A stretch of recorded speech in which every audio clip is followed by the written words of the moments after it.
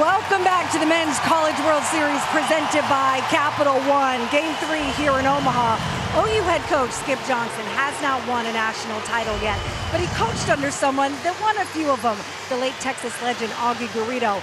And the lesson that he learned from him that he's taken into Omaha is one pitch at a time. The idea that after the last pitch, after the last game, you flush it and your only focus is on that next one. And that lesson has never been more important heading into today.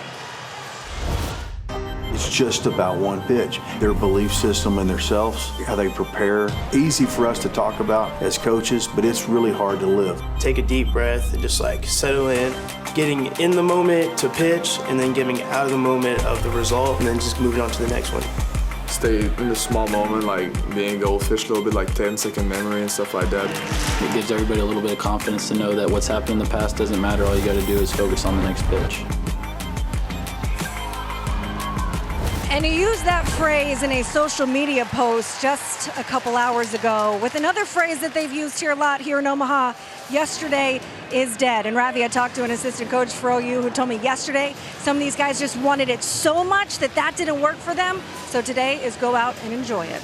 Yeah, and that's a lot easier said than done. KB, thank you. Look forward to all the reports during the course of our game tonight. So this is a Sooner offense that at times has been phenomenal, especially the last month or so. As we take a look at their batting order, it's brought to you by Capital One. On the season, 93 home runs. And what's unique about this team, their stolen bases, 134 of them this season. Yeah, and the two guys in the middle are the ones you have to handle. The chance we hit him in the open. Jackson Willits, his shortstop, has been a star as well. And they've been fantastic throughout the course of the World Series. But just 1 for 8 yesterday. They need those dudes to show up tonight. We're going to face a left-hander that hasn't been out there in a while from a starting standpoint, but he has been good out of the bullpen. Jackson Rose, the lefty, fastball low 90s. Slider's been his best swing and miss. In fact, nobody has a hit off of it this year. He's going to throw it more to lefties than he is to righties. The changeup is very good. Good control guy, but has not given up many hits. Just 29 hits allowed in 15 of third innings this year. Boys, the game within the game. Now, the Sooners are a very good breaking ball hitting team, and you just mentioned that they haven't got a hit against that guy's slider, so something to keep an eye on as we get set for the first pitch of a winner-take-all Game 3. 13th winner-take-all Game 3 since we went to this current format.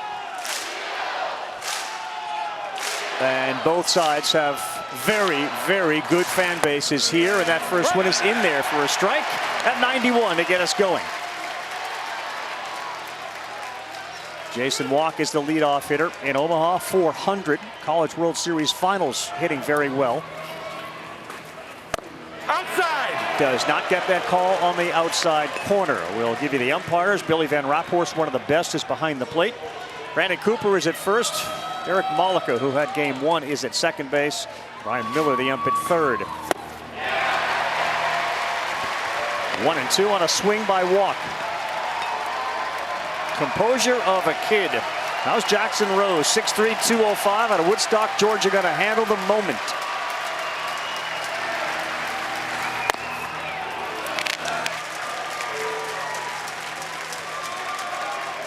Two balls and 2 strikes. He's made 7 starts over the season, 50 in 2 innings pitched, but he was really seldom used in the beginning, solidified a bullpen spot, and now starts the biggest game off with a strikeout.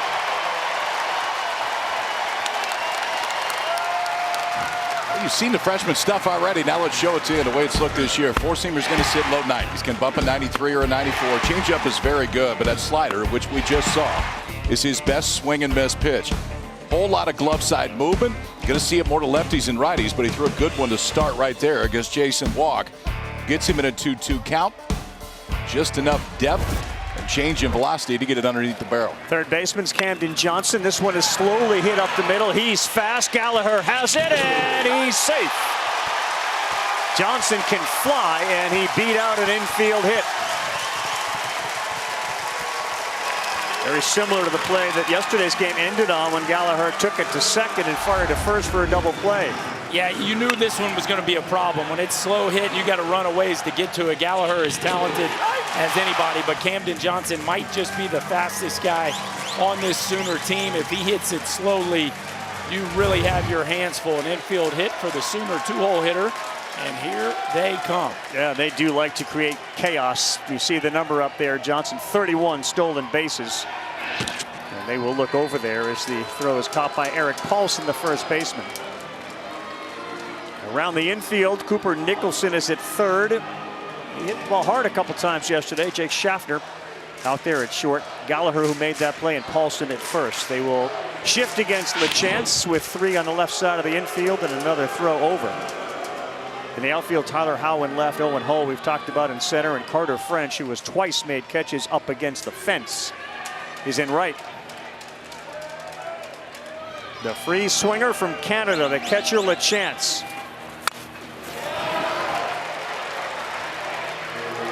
Not a lot of club left in the bag when he swings at it. We're not going 50 or 60%. No, and he's swinging.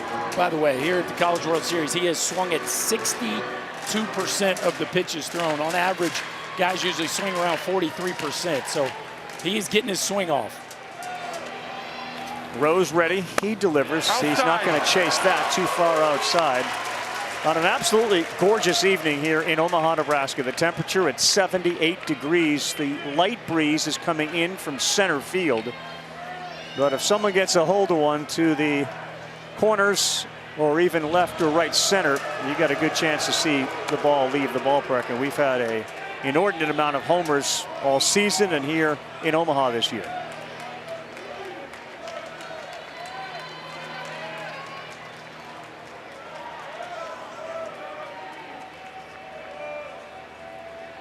Not going on a 1-1. This one is slowly hit to third. He will go to second, and boy, that's tough. And he threw it to first. No. Boy, a risky play by Nicholson. He threw it to Gallagher. They do cut down Johnson by half a step and nearly had a double play. Well, and the guts to do it, right? Who would you rather have on the bases, Johnson or LeChance? This is a big-time play by the Carolina third baseman there. Certainly a risk, but when you pull it off, it changes the complexion of this inning. And a slowly hit ball, you could potentially just play it safe and go to first, but he rips it. See the athleticism of Gallagher on the back end of that, but just a gutsy play, and that lets me know the Tar Heels are feeling pretty comfortable early. First pitch swinging, Jackson Willits. He's the shortstop. A double yesterday, 2 strikeouts, but over 450 during this College World Series. 3 for 9 in the finals with a couple of doubles. That kind of feels like it's a look inside Carolina right now. If you got the comfort and the confidence to make that play in the first, you're feeling okay. Inside. 1 ball, 1 strike. 2 down, LeChance not a threat. As you take a look at the freshman starter on both sides now. You saw Rose, and there you see the former Texas high school superstar quarterback. Fouled off his foot. KP, you pitched in this event as a freshman. What's the heartbeat like? It's beaten. It's beaten. When does it slow?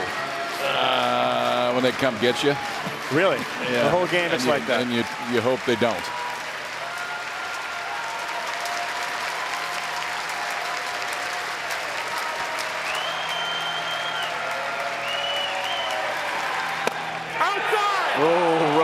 Rose was backpedaling all the way to the dugout. And now he's got to get back on the bump. Now this one just missed, but it didn't miss by much. You can see that late movement might have been just enough to take it off the outside part of the play. 2-2, good hitter Willits. That one is down, and we're going to go full 3-2.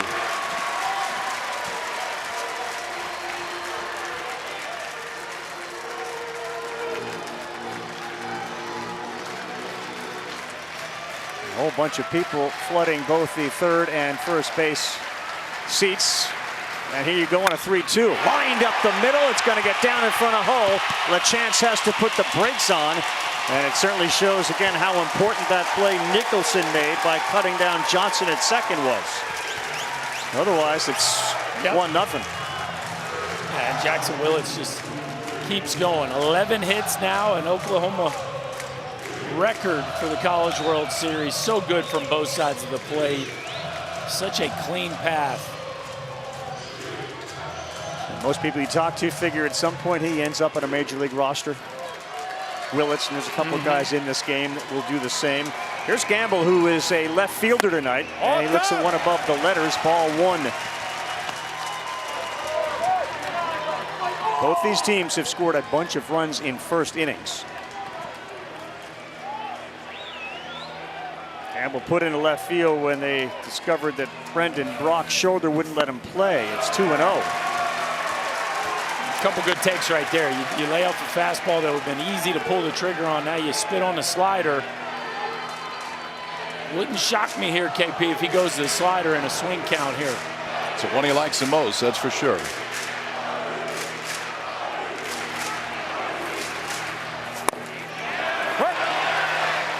Two and one. That was it. Good one there, too. At the knees, moving to the outside black.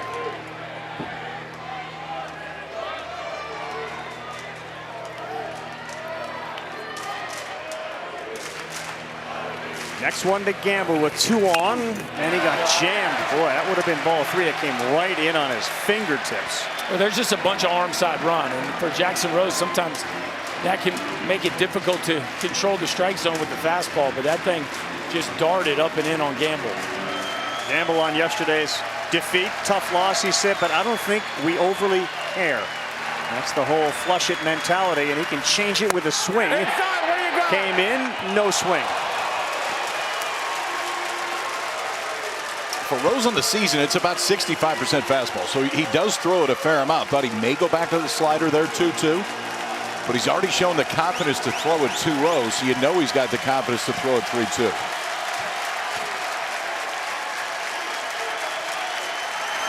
Big pitch early in this game, and he is gone. There's that slider again.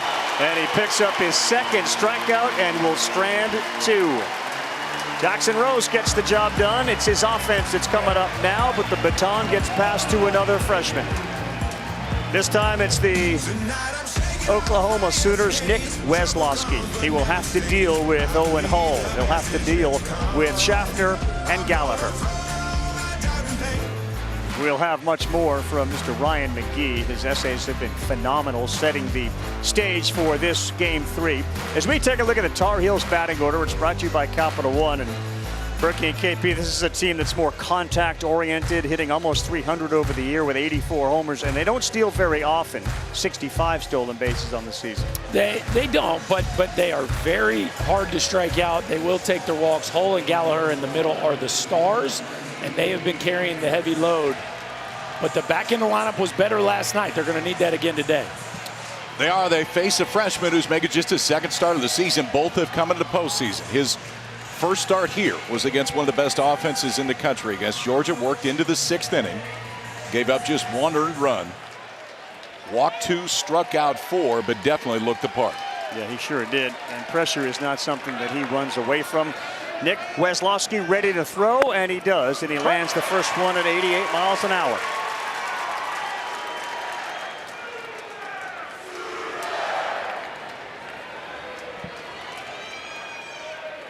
Schaffner followed by Hull and Gallagher.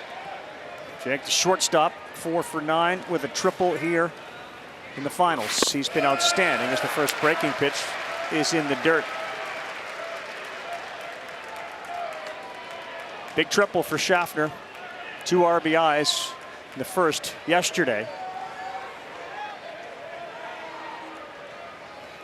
The sun can be a problem in left field where it's Trey Gamble who is out there, and this one is headed to the seats on the third base side, and a souvenir for somebody in Carolina blue. Yeah, Rav, it's a great point. His first start in left field here at the College World Series. Certainly not the easiest place to play left field with that sun bearing down on you. But Weslowski is up 1-2. Outside. Drifts outside, 2 balls and 2 strikes. A changeup's going to be a big pitch to left-handers for sure today. He will show you a breaking ball as well. The fastball will sit low tonight. He's going to try to use the top of the zone, but the change is his best swing and miss pitch against lefties. Here we go. On a 2-2. 3-2. Weslowski's a big kid out there, and you can see his size. He's talked about his experience here, and for a kid that's had so many great experiences as a high school quarterback in Texas, he said, "This is the coolest thing I've ever done." I played in big environments. I'm living my dream right now. Trying to keep Schaffner off here. 3-2. It's something to keep an eye on tonight with Weslowski. Can this North Carolina team square up the heater? Gets a lot of fly balls. He will give up a home run every now and then, but teams have had a really hard time getting to the middle of the baseball against his fastball. A lot of guys swinging underneath it.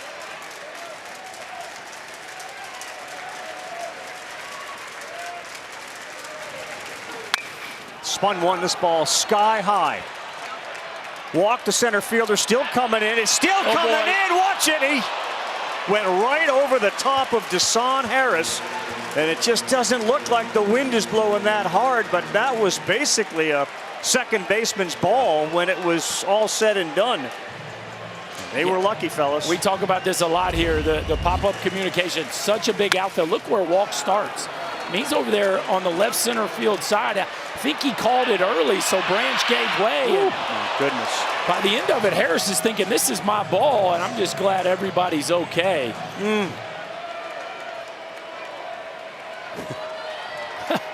No problem. They're cool. And here is Owen Hull. He races one. Oh, my goodness, what a play by Camden Johnson. Snare job and 2 web gems early for OU. Well, Berkey, it's just not a ball you're expecting as a third baseman. I mean, you don't get one hop missiles hit at you. It's 100 miles an hour off the bat, but watch this glove work.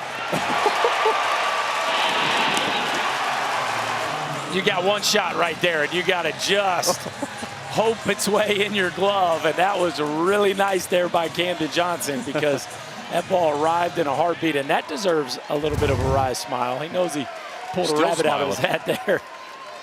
Not soft contact on that one, as you said. Triple digits off the bat, and now Gallagher. And so far, it's been an efficient inning as far as pitches go, and he lands a little slider in there at 82 to get ahead 0-1.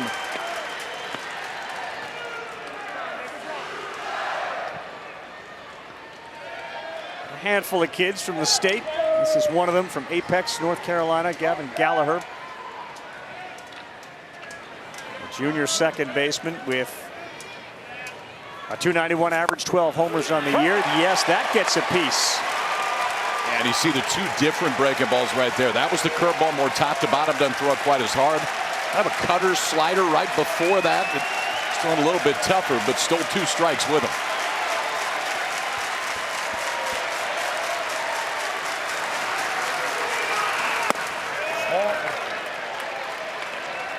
Cutter, curveball, changeup. How about that? Just throw the kitchen sink out there in the first, kid.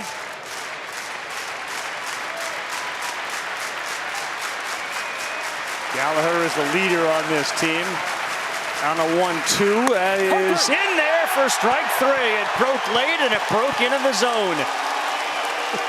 The freshmen are growing up right in front of our eyes on the biggest stage they've ever been on. Well, and Weslowski not exactly going by the book right here, too. This is a little bit different. This will help you. Camden Johnson flipped that glove out there. There's the second out. Here's the first. Jason Walk with a beauty to start it. Scoreless first on both sides. August River in the U.S. flows right underneath the BKP. The Missouri River and the Bob Carey pedestrian bridge down past left field here as Rose starts off. Brendan Brock, who dealt with a shoulder that popped out yesterday, he popped it right back in, and he's able to swing, but he's not able to play in the outfield.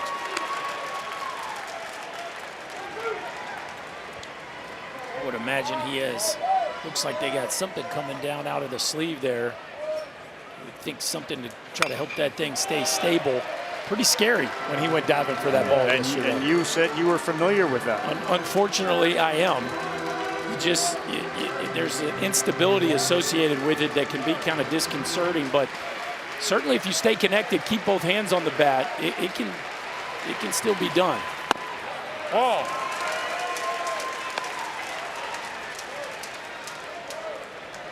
This is a team, Oklahoma, built on a whole bunch, 13 junior college kids. Southwestern Illinois is where Brock started in 23. Redshirted as a freshman. Gets one here, and that is a line shot that Schaffner couldn't catch up to. Another rocket this time at 105 miles an hour, and the shoulder feels real good after that. You talk about staying connected. This is what it looks like right here. So he gets it. Is that the slider? Is that the first hit on a slider? He goes down. Look, watch him keep both hands on the bat, kind of abbreviate the finish. Watch, back knee goes down, top hand stays connected. That's very friendly to the shoulder, just over the top of Schaffner. And there goes that slider mark, KP. Next up, Deshaun Harris. Brock is very fast. He's got 28 stolen bases. And Rose has to deal with the Plano, Texas native out of Plano East High School in 23. He's an all-regional team guy in 25, and that slides in there for a strike. I would expect to see Brock, if he does steal this base or attempt to slide feet first.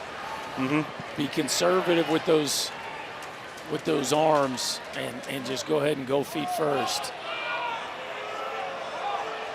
Colin Heineck is the catcher for Carolina.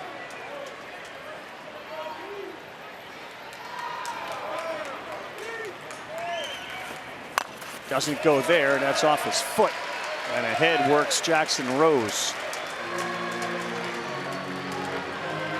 So both Walk and Harris here in Omaha each came in with 4 homers. They each hit 2 in a game. So they moved their total to 6 each. Unexpected power from number 1 and number 7 in the order. That's off, and it's 2-2.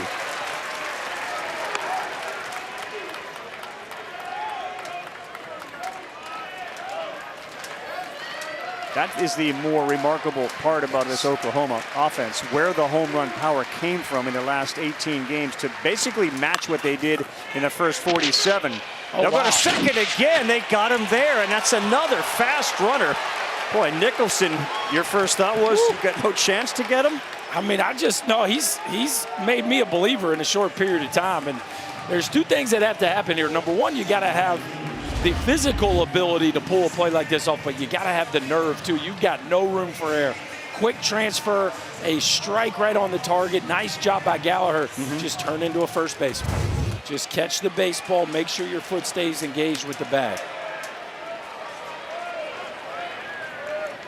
See if Harris does anything on the bases. A good pitch there to the fists of Taki that he fouls straight back. He's gone arm side fastball to a couple left-handers, and they haven't liked it. I mean, that swing is not a comfortable swing on that fastball right there.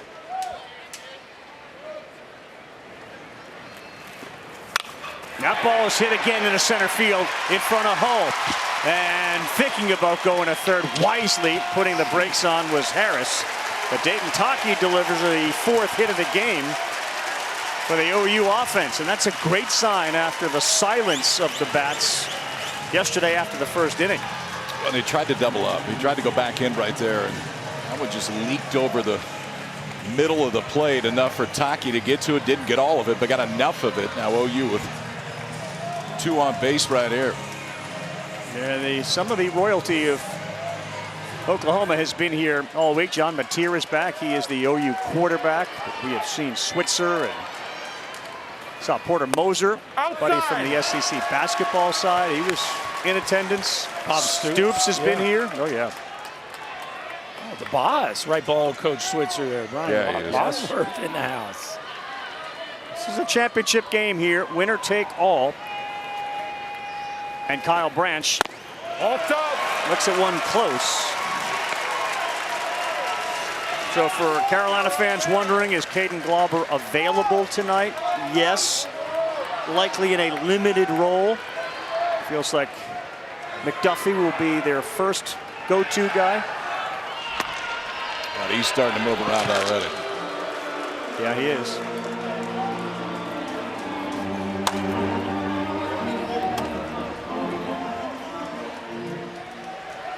And there is Jason DeCaro already out in the bullpen, so that might be a little preview of things to come on a 2-0 out of play.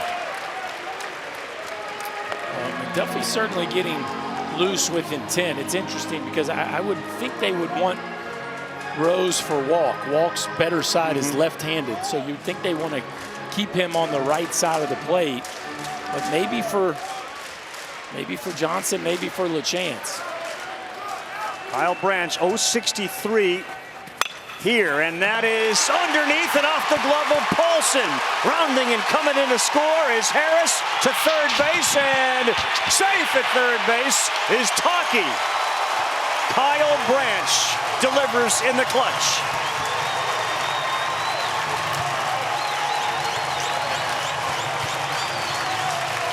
Well, he only had one hit at the College World Series before that at bat right there, and it drove in too. How about his second one?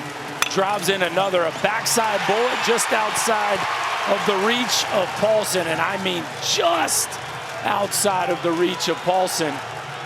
And this throw, boy, was it a good one by Carter French, and Nicholson kind of whiffed the tag, or I think they might have had Taki at third base. The Sooner second baseman coming up clutch. What a week it has been. What a tournament for the Branch family. And as clutch as Kyle was, of course, he was in the middle of one of the more memorable and viral moments when his brother for Georgia, Colby, went deep late in a one-sided game, and his reaction is something you'll never forget. So yes, Walk does bat from the right side, his weaker side, but he's got a couple of guys out there. Paulson is crashing already. And that one is off his foot. Boy, did Paulson come in. Let's go back to that moment. You described it perfectly. Well, yeah, just a beautiful moment between two brothers. First of all, the unique nature of two brothers playing against each other. And then younger brother gets a chance to celebrate big bro. Mom's crying in the stands. Dad is too. Just as unique and sweet a moment as you will see on a spotlight and a stage this big. Last collegiate at bat. And that's how you go out. That ain't bad. We had a lot of action there on that last pitch. And there is brother Colby. He's breaking down the situation right there. We got first and third. They're going to have an offensive timeout here. There's a lot to defend because for the most part, if you go safety and hold the runner on first and you push it up the first base side, that guy's going to walk home. But you saw the way North Carolina defended it. They just left first base. Yeah. And Paulson ran right down Walk's throat. Now there's a huddle on the Oklahoma side to talk about how they want to play this. They've had 18 sacrifice hits this season. Walk's got 3 of them. I wonder if you put the safety on, do you give Walk the freedom to slash if he sees everybody coming? And that could be the discussion here if they're going to put it on. Hey, you're not forced to. A base runner's not going anywhere. So ultimately, Jason Walk is controlling the play with a bat. Well, to me, too, if you're Kyle Branch and you see Eric Paulson go, you steal. Yeah, they're handing it to you the minute he starts to vacate. Taki is at third. Branch is at first. And the next one to Walk is on the way. He squares, lays it down, but he pushes it foul, and now he's got 2 strikes. And that time Paulson did not charge. Game of cat and mouse going on.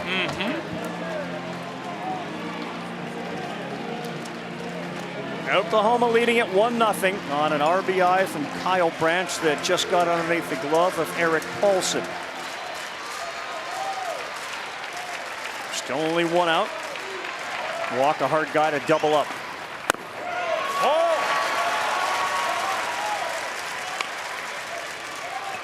Wonder what it feels like, KP, for a pitcher who hasn't given up a hit on a slider to have a few of the sliders get hit pretty hard.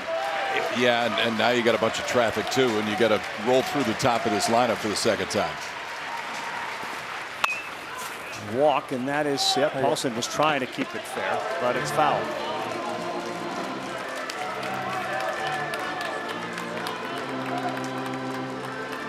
Action in the bullpen. Walker McDuffie is up. Yeah, for Rose, we talked about the scoreless streak, which had extended to 12 innings. 3 hits allowed in 12 innings in the first 4 games, and obviously he's getting touched here to the tune of 5. Down, that one gets away. Here comes the runner from third. He's safe. Down to second base goes Branch. Taki touches. It's 2-0.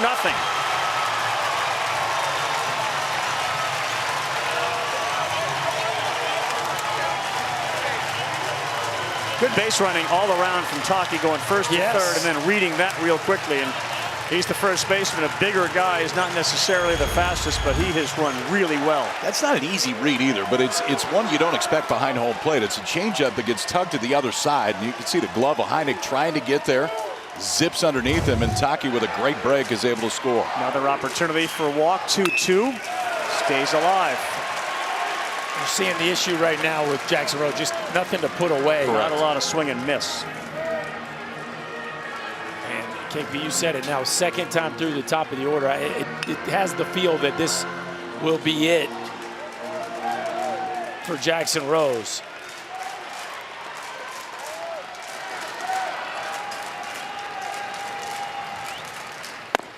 Called strike 3. He does get that one to go over the outside part. And that is a big strikeout. That's his third. That's a big pitch right there. Breaking ball that starts off the plate, and Walk kind of gave up on it. It just kept coming all the way back. I agree with you. It doesn't look like he's got a bunch of swing and miss stuff, but he did have something there that froze Walk. See where it starts, and then Colin Heineck, the catcher, just waits for it to break right back over the plate. Camden Johnson's been good with runners in scoring position, a .355 average. And he's actually a tick better versus left-handers from a batting average standpoint. Got to hit his first at bat, albeit not a barrel per se. McDuffie's ready. It'll be interesting to see if they make that move if Johnson reaches.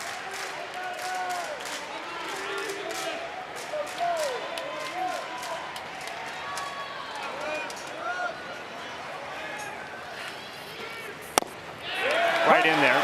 0-2.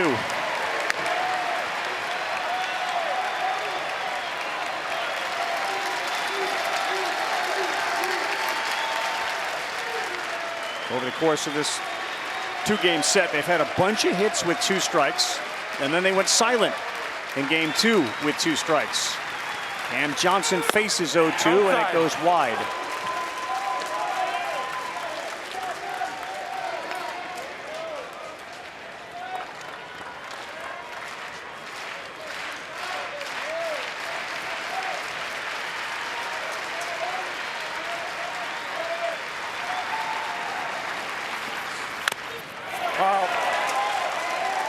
You got to keep trusting that arm side fastball, KP. You got to keep speeding them up to give yourself a little room with that slider.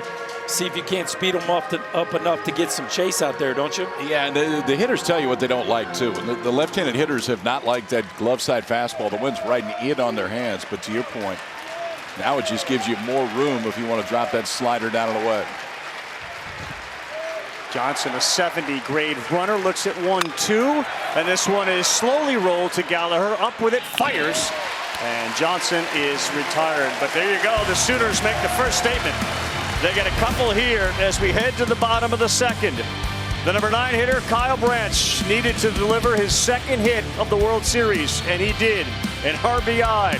Boomer Sooner fired up, leading 2-0 for the title.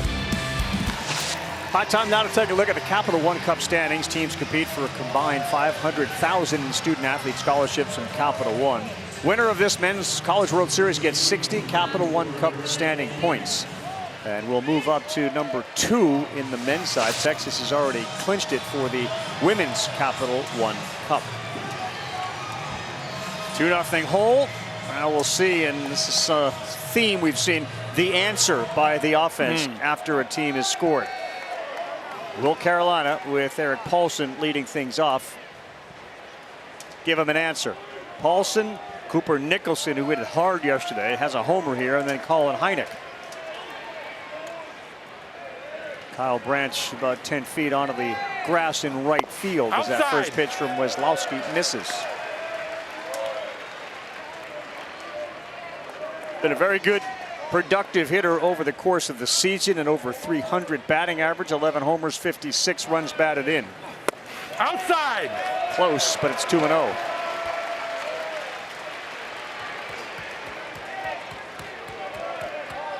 Big day yesterday on Father's Day, having lost his New York Police Department detective dad last July 4th. 3 hits in the game and ahead 3-0. So her mom was interviewed, his mom, Christine, was interviewed And just talked about the emotional aspects of yesterday and how proud she is of her son carrying on Dad's legacy. 3-1. It was an emotional moment too after the ball game. I don't know if you guys saw it. He talked to KB and obviously had a great and then he just kind of went in the dugout and just needed a couple seconds, which you can totally understand. I cannot imagine all the things that are going through his mind. See if he gets a good one here. 3-1. He did. Boy, he pulled the string. A changeup from Nick Weslowski. And the command of everything early has been very impressive. Yeah, he's pitching tonight. He really is.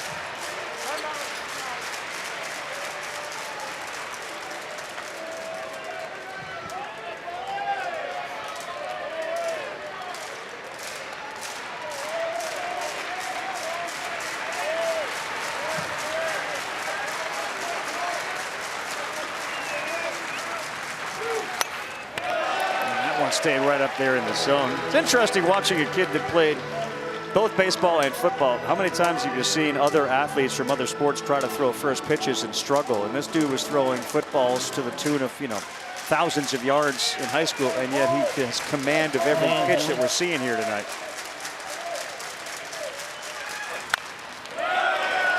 And this is the way he looked last time out against Georgia. I mean, his command has been impeccable both times now. He's been incredible. I mean, Oklahoma's playing their 6th game. They started 6 freshmen, and none of them have shied away from the limelight at all.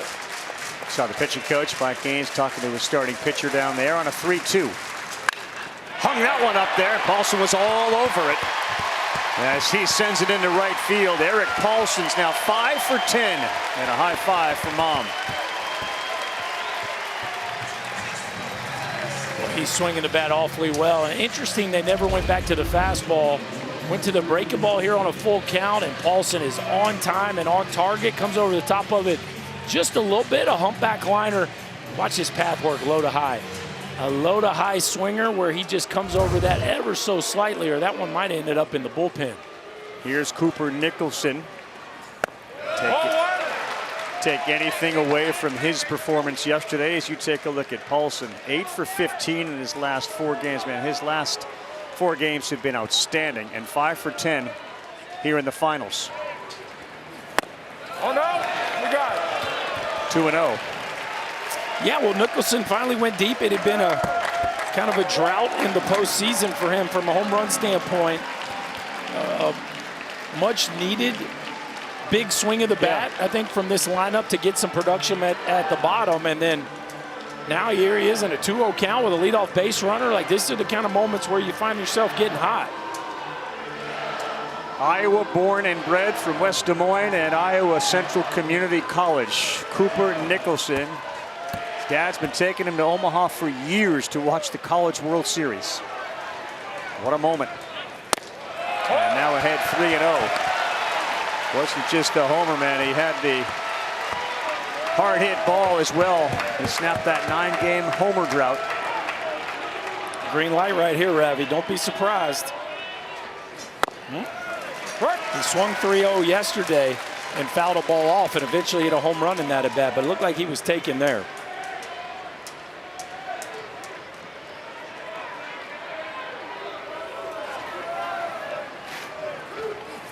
Oh, his eyes lit up. That ball was up there, and he swung underneath it to go 3-2.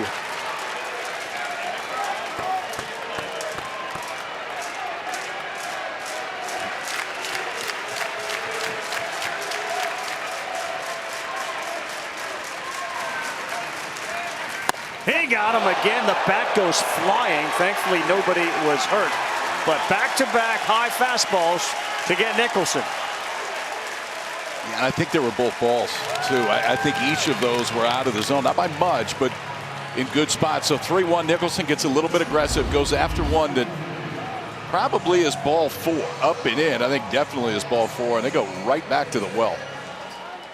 Back-to-back in almost the exact same spot. The outcome was identical. Paulson still at first with 1 down. This one is lifted high to shallow center. I'm not sure Walk sees it. He's going to now get underneath it and make the play. What a job he did by blocking that sun with his glove. after his experience in the first inning where he nearly wiped out with Deshaun Harris.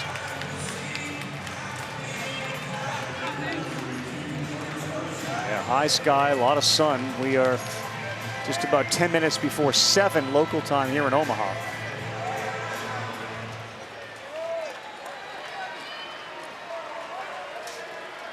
And here is Carter French. He is the right fielder who is shined defensively. That's a fair ball. He got jammed on it. Paulson will put the brakes on second base. Carter French delivers his first hit in the finals.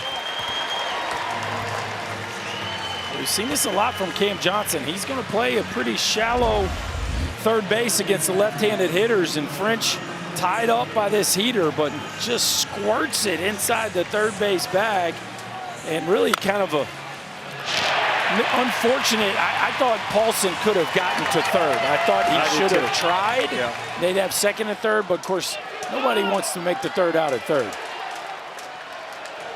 Chance for Rom Kellis.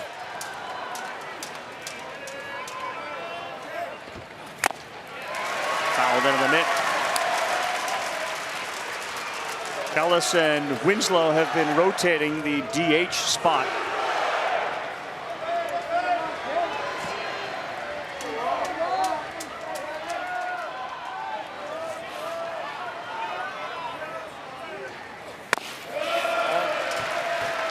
Kellis has looked very comfortable in his few at-bats that they've given him. That's why they keep running him out there, because he flew out deep to the track the first game he got out there, hit a rocket yesterday that ate up shortstop Jackson Willits, and there's just something about his presence right now in the box. Feels like he's seeing the ball pretty good. 348 runners in scoring position on the season. Good number.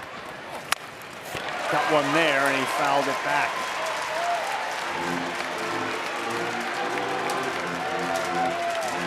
Carolina, with runners in scoring position, has been terrific. 429 here in the Men's College World Series.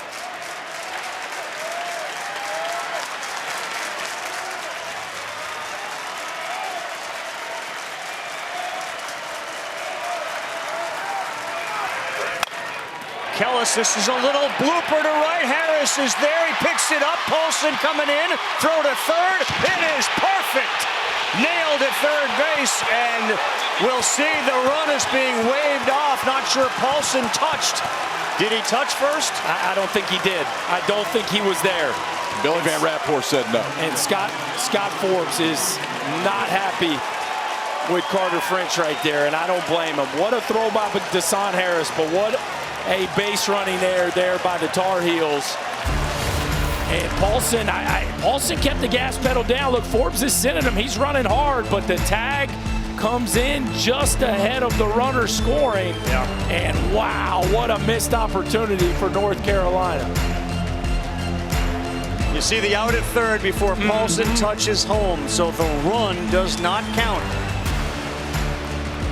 How about this throw from Deshaun Harris, boys? We saw this arm last night. We saw this arm last night. North Carolina is challenging the time play, the scoring of the play at home plate. The ruling on the field is the runner did not score. That play is under review.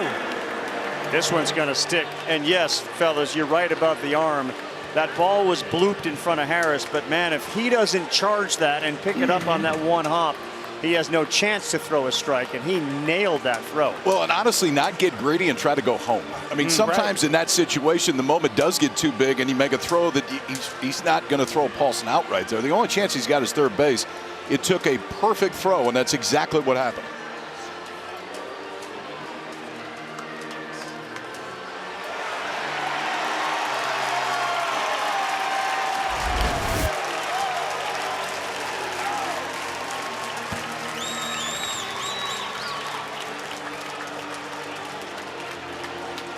And guys, I really don't think this is a situation where Paulson wasn't running hard. He's just not the fastest. He's just not as fast. Yeah.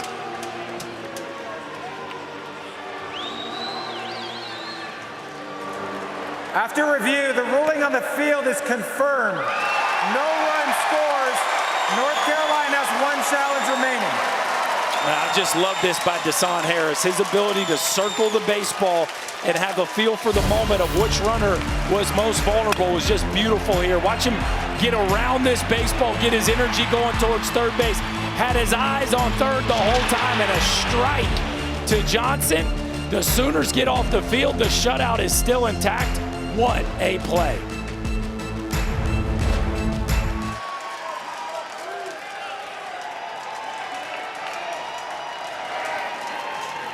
Yes, he did. Welcome back to Charles Schwab Field. The walk-on, who's now a scholarship player, Harris with a terrific throw. Outfield play, outfield defense has been dynamite so far for the Sooners.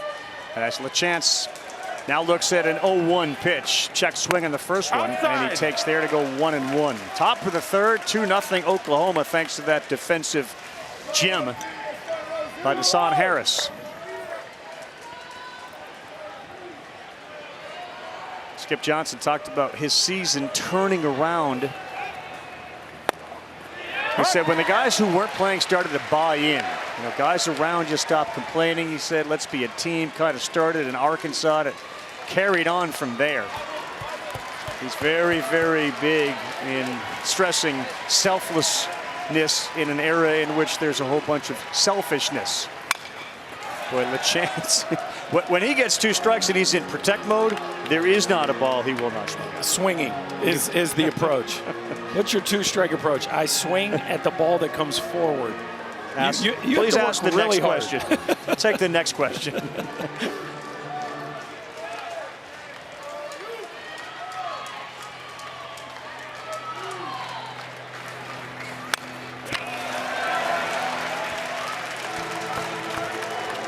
He's going to go off the plate, leads his team in chase percentage. Him and Deshaun Harris, both very much free swingers, but he's so dangerous. Like his ability to impact the ball all over the plate and strike zone and outside the strike zone really is incredible.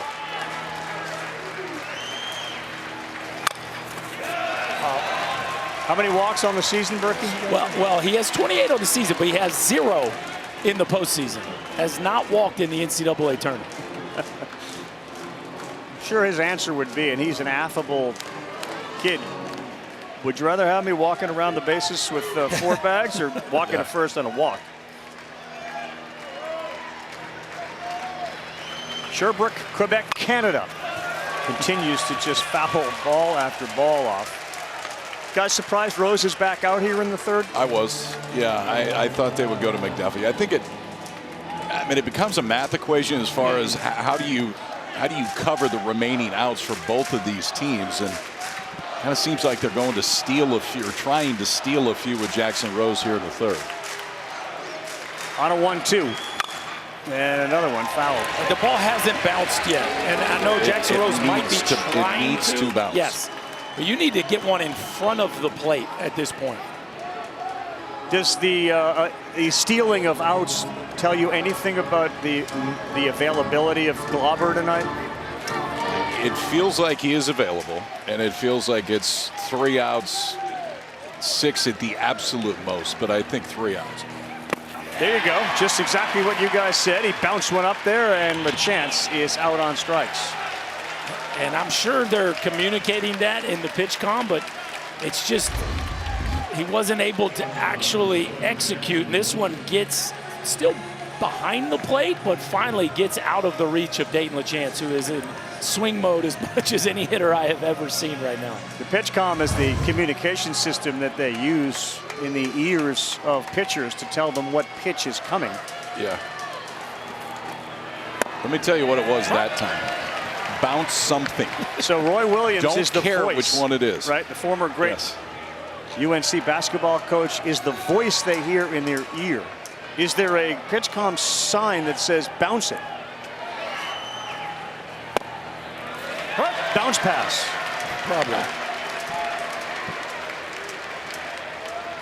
Yeah, so all the pitchers will hear Roy in their ear. That was decided by pitching coach, the manager, who said they don't want to hear our voices. Let's go with Roy Williams. I'll take it. Come out.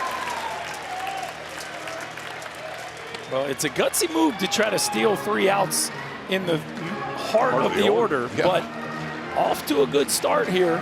See if he can put these guys away. Professional hitter Jackson Willits Outside. looks at one outside. His brother went #1 overall to the Washington Nationals last year. Eli Willits kept climbing up draft boards. We took him in 2025 at 17 years and 216 days old. Third youngest to ever go #1. And there is Reggie, his dad. And yesterday on Father's Day, Jackson had a chance to have his wife and newborn baby here. I just about saw him hit a home run. 2-2. Halt. 3-2. Probably not going to see the result of this one. We're in the middle of a food coma here.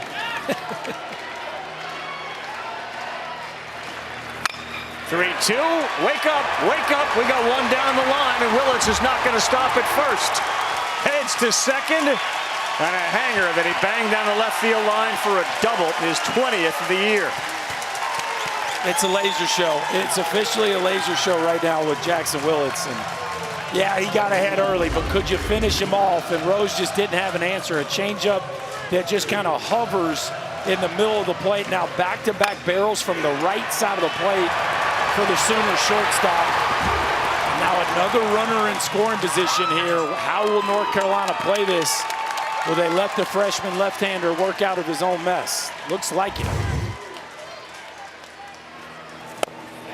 Big swing and a miss from Trey Gamble. I think you go slider heavy here to Gamble. Left on left, and then go to the bullpen after this.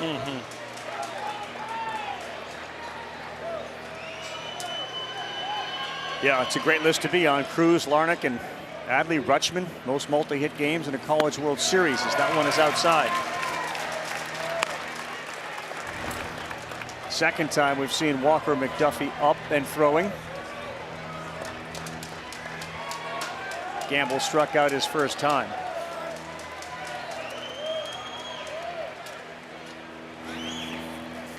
Outside. He's going to have to get those calls, and that one missed. Well, Billy Van Raphorst has been very consistent. He's really not giving just off the edge tonight. You're going to have to throw that thing over the white.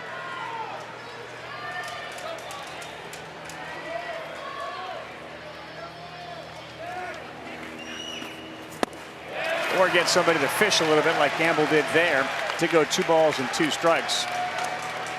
And the fellas, Oklahoma bullpen pretty loaded here. Jackson Cleveland we haven't seen in a while. LJ Mercurius didn't pitch yesterday. He did throw some today. He was up already, but now quiet in that OU pen. That's the one he needs. Called strike 3 from Rose to Gamble, his second strikeout of the evening. And that was the first fastball they had batted. It was 3 sliders and a changeup to get to that point. It kind of lulled him to sleep, and then goes 92 from this sidearm look. It just grabs the outside corner.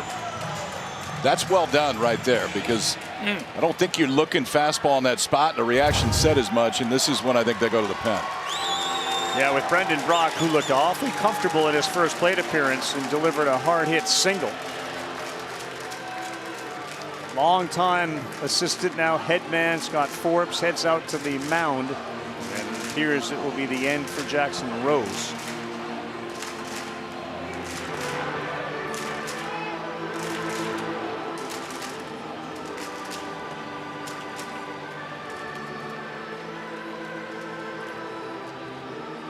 Billy Van Raphorst, the home plate umpire, walking out there. There hasn't yet been a signal.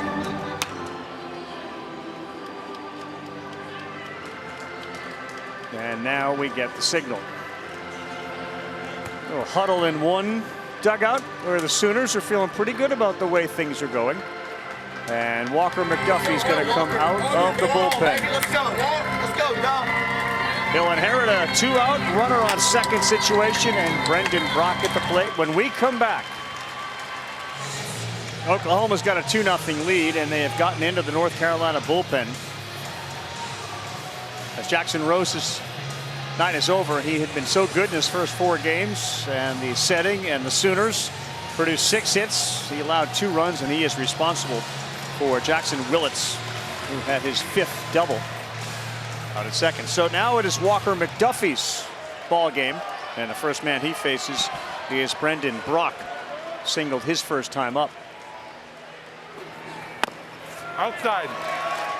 McDuffie has been busy this year. On for the 39th time. He's thrown over 70 innings. Game 1 of the finals, went 2 1/3. Allowed 1 earned run, didn't walk anybody, struck out 2 through 34 pitches. Hold on! That's a good take there from Brock. And they know the scouting report on McDuffie. And this is a kid that had always wanted to play at North Carolina when he was 4 years old. He used to tell his mom, that's where I want to go. And through high school, he got offers and waited, and then it finally came from North Carolina on Halloween night, his junior year. Scott Forbes calls him up and says, we'd like to offer you a scholarship. That was a good day. That'll put a smile on your face. And it did.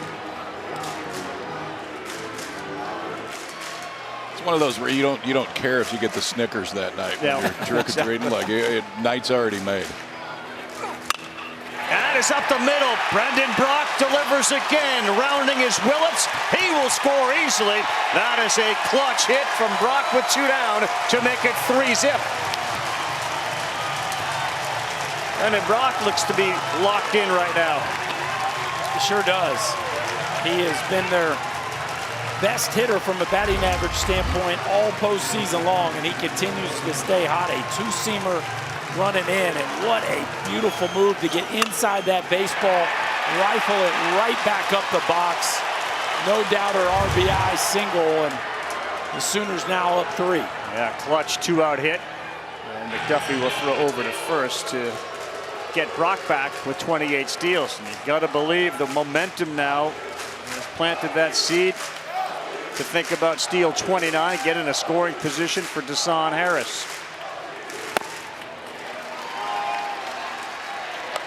Good 2-seam fastball there that ran on arm side away from him.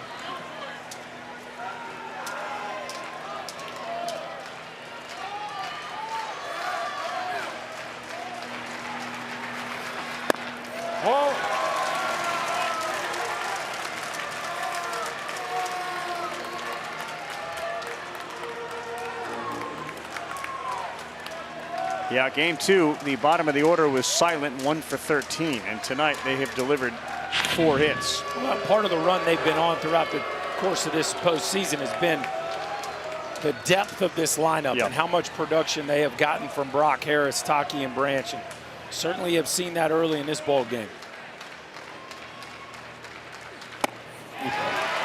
Harris not afraid, buoyed by the 2 homers he hit earlier, to take a big hack at it.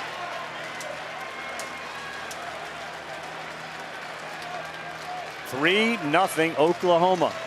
2 in the second, 1 here in the third. Now he went. That one was up high, and he got caught with a sword in his hands.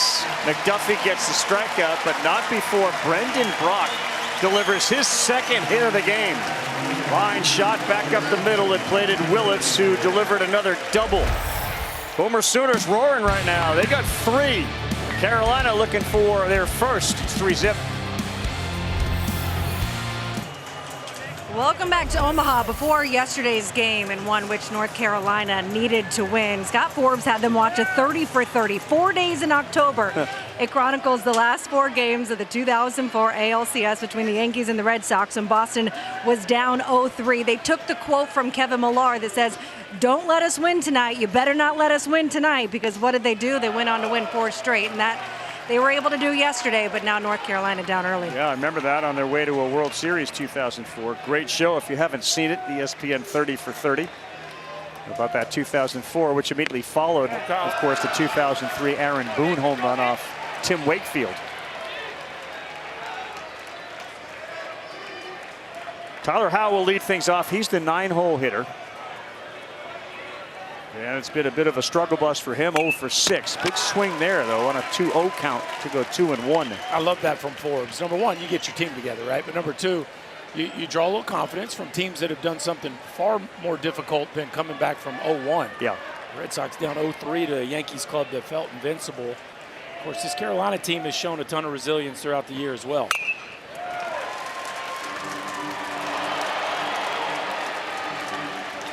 As you sit here and you put on your spikes as a hitter, what do you see from Weslowski that makes him very challenging to square up? Well, it feels like his best pitch is the high ride fastball. So to me, I would be looking middle away and from the belt down, because he's also mixing a lot of off-speed stuff too, but you got to try to eliminate the fastball up. That's the one that's gotten them out of the zone. That one lands, and it wasn't a fastball, but a changeup at the letters. And a strikeout for Weslowski. That's his third. And that one has been very good tonight. That's not where you want to throw the pitch. I mean, that's not designed right there, because that's the one that can get hammered. But it just seems like, I don't know if it fooled Howell from a pitch selection standpoint or just didn't think this ball was going to come back. But the changeup catches the top part of the zone. 3 strikeouts first time through the order for Weslowski. And now for the second time, he gets a chance to see the top of the order, Jake Schaffner. And ball 1. Well, and that's a tough one. If you're trying to eliminate the fastball up, the guy throws a changeup up out of his hands. That's an easy one to give up on early. And then that late fade just locked Howell up.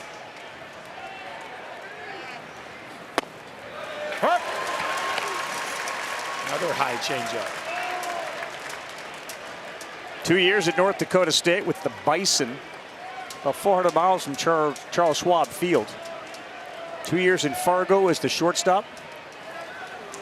Arkansas and others wanted them. Carolina got him, and that one is off the glove. This is a tough play, and it is no play as it bleeds into center field. Branch went for the backhand underneath the glove of Willits. They weren't going to get Schaffner, and he's aboard with 1 out. No, I don't think they would have gotten him, similar to the base hit we saw from Camden Johnson earlier in the ballgame. But it was one that you'd like to see Branch get to the ground and field, because this jams Schaffner. It gets deflected back towards him. Watch, the glove just doesn't quite get to the ground, so that ball sneaks underneath him, and then Willits loses it after Branch kind of covers him up. A little seeing-eye knock there for the Tar Heel leadoff hitter, and let's see if Carolina can capitalize. With Owen Hull up. A little bit surprised they didn't go get him here. Good pitch down and in to Hull, who has come up with some big hits. Only 2 for 10, but a double and a home run. 388 average on the season. He's a big doubles hitter, 27 of those. Schaffner, 26 steals, not going. Outside. LJ Mercurius is ready. He was up and throwing early. He's been up and throwing in this inning. I thought we may see him in the ball game right now. If one more hitter reaches, I think we absolutely will. Weslowski, a 133 average against the first time, 176 the second time. That's still a decent number. I mean, 176 doesn't immediately say you got to go get that guy. No.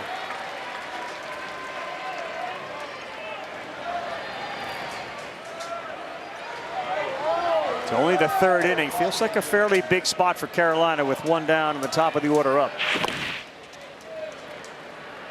To try to produce 1. They had 1 taken off the board on a great throw from Harris to third base to get the runner there before Paulson touched home.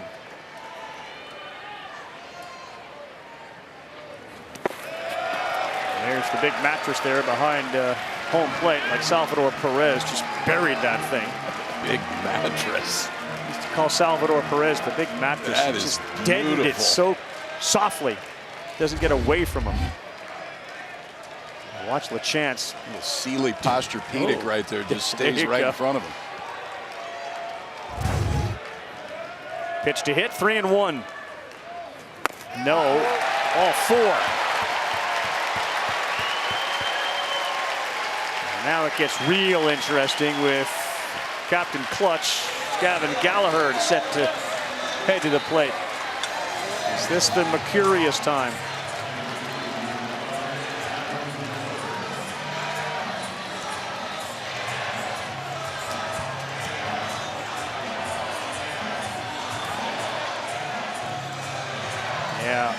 He has been unbelievable in the postseason, and it does not appear as if he's going to see Nick Weslowski for the second time.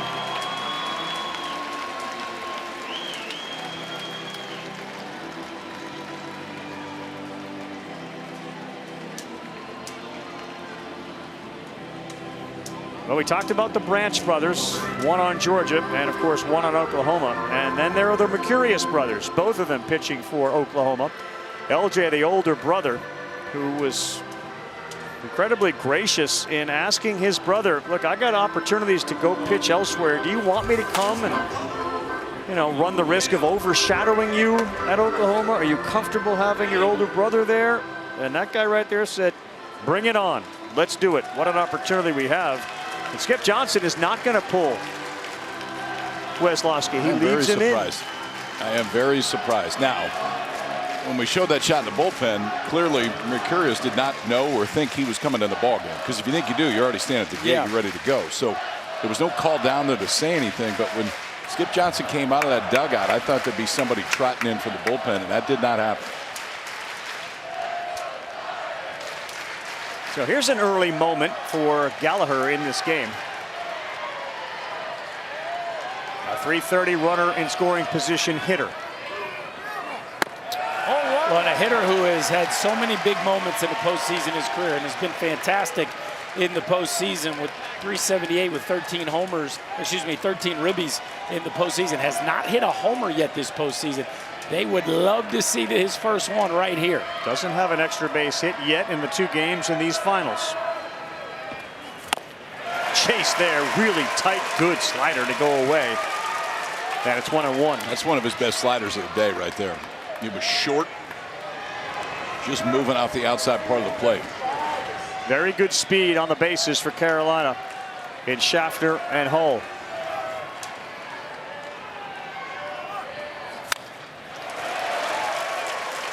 Slider fastball combination, and now ahead of Gavin Gallagher. He is the RBI leader in Omaha. He leads the field of the 8 teams with 9 of them.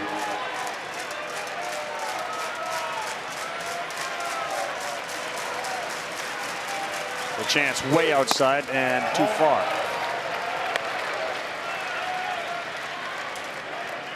Eric Church has decided, I'm going to take this view. A hell of a view it is for him to watch his heels. 2 balls, 2 strikes. And up the middle, Gallagher has delivered again. Schaffner's going to come in. Hull goes to third. Gavin Gallagher's 10th RBI at the College World Series puts the Heels on the board. There's the top of this Tar Heel lineup delivering again. Let's go through a pitch sequence here. A breaking ball up, then a beautiful slider to the edge. Little tardy on the heater. He spits on a slider. They go back to it. He rips it right back up the box. Watch him extend the barrel. Get your chest down. Extend your reach. The right knee almost gets to the ground. That's the difference between a ground ball to the shortstop and a laser back up the box. A beautiful at bat right there by the Tar Heel captain. And they are on the board, Ravi. They are on the board, and Carolina Blue has a lot more to cheer about. The threat will continue with runners on the corners and a new pitcher coming in. Captain Clutch Gallagher plates Schaffner and a brand new ball game. LJ Mercurius, he steps in. And it's warm right now here in Omaha at Charles Schwab. Well, you described it beautifully as a hitting expert that you are, Gallagher, keeping that chest down and the difference between a ground ball to short and a liner up the middle. They had played the runner Schaffner, and now you turn it over to a guy that has been very good for them and a former starter. Ultimately, LJ Mercurius saw his spot in the rotation taken by his younger brother, who had been so good, Xander. Now it's LJ's game, pitching in Game 3 of this College World Series must win. The winner is the national champ tonight. And 10 RBI, most by a Carolina player ever in a single World Series. They have been to 12 before this one as a program. Here is LJ. much of the season was spent as a starter, as Rav just said, but his stuff has ticked up since he's gone to the bullpen. Has already pitched in this College World Series final in an inning and 2/3, walked one, struck out two. Thrown the changeup a lot more in the postseason than he did during the regular season. He's got a bunch of swing and miss. Throws it especially more to left-handed hitters. Paulson likes to swing at the first one, but not there. And the fastball at 95 is in on him. Paulson's having quite a College World Series.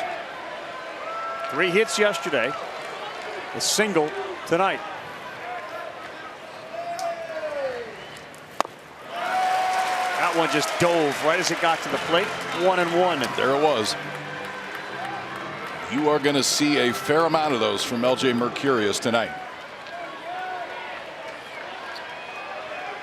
Gallagher leads off first. Hull with good speed is at third.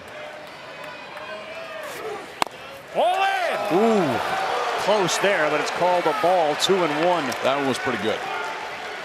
It looked like the chance kind of cost him there by being at the other side of the plate. It just looked like there was some movement. Look, he's kind of moving away from it. See that, KP? And the fact that he yanked it across the plate, I think, cost him a strike. Paulson needs to get the ball to the outfield, and that one is slashed foul. Double play would end the inning. It's a really good team with runner on third, less than 2 outs as you take a look at Weslowski, who is out. Those are his combined starts against Georgia and Carolina. Now, can he get into a little protect mode, 2-2 with a deep breath.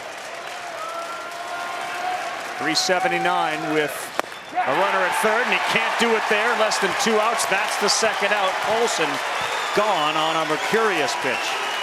Love the pitch call there, KP. Yeah, stay with the heater. Had gone change up earlier in the at bat. Stay with the heater right here. And 96 with good arm side run. Just take it off the bat right there. And see, Paulson just missed it, but a big strikeout right there for LJ Mercurius after just coming in the ball game. Next up, Cooper Nicholson, 2 down. LJ Mercurius trying to get out of it. Perfect pitch there, 87 miles an hour, in and out of the glove of a chance, but it's 0-1.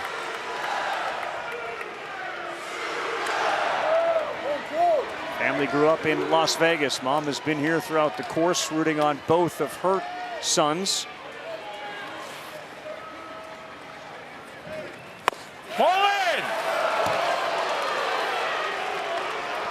We keep talking about the opportunities. We take a look there at Christina, who's been kind of a star this week for her boys. But the back half of this lineup, Cooper Nicholson, he's going to keep getting these opportunities. Somebody down here for the Tar Heels has got to cash in.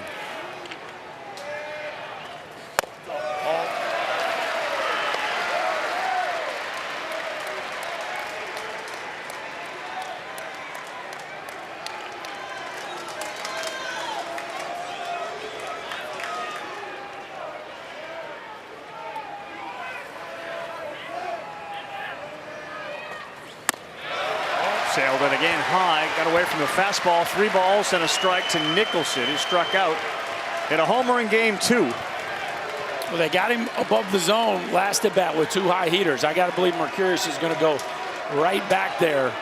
Careful if you miss down, though. Mr. Nicholson can launch one on you. 17 homers on the year.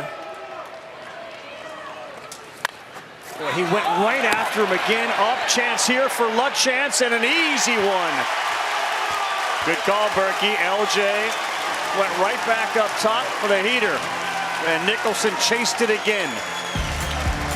They leave runners at first and third. Carolina's on the board. We'll talk with the skipper, Skip Johnson, after this.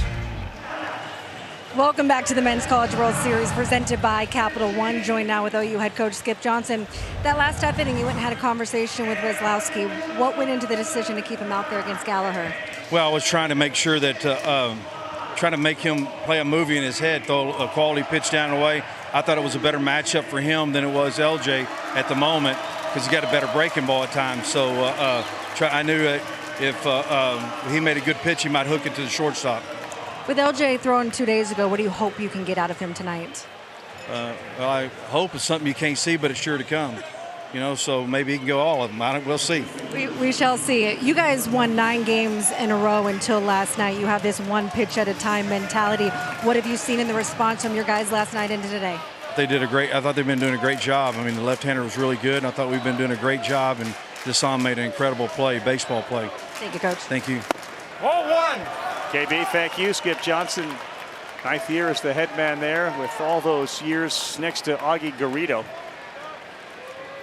His taking that job at Oklahoma. Dream come true. What a power program for him. Roger Clemens had some influence in Skip Johnson getting that job. Of course, when he was at Texas, he coached a few of Clemens' kids. So a big endorsement from the Rocket was one of the things that helped convince OU this is the right man for the job.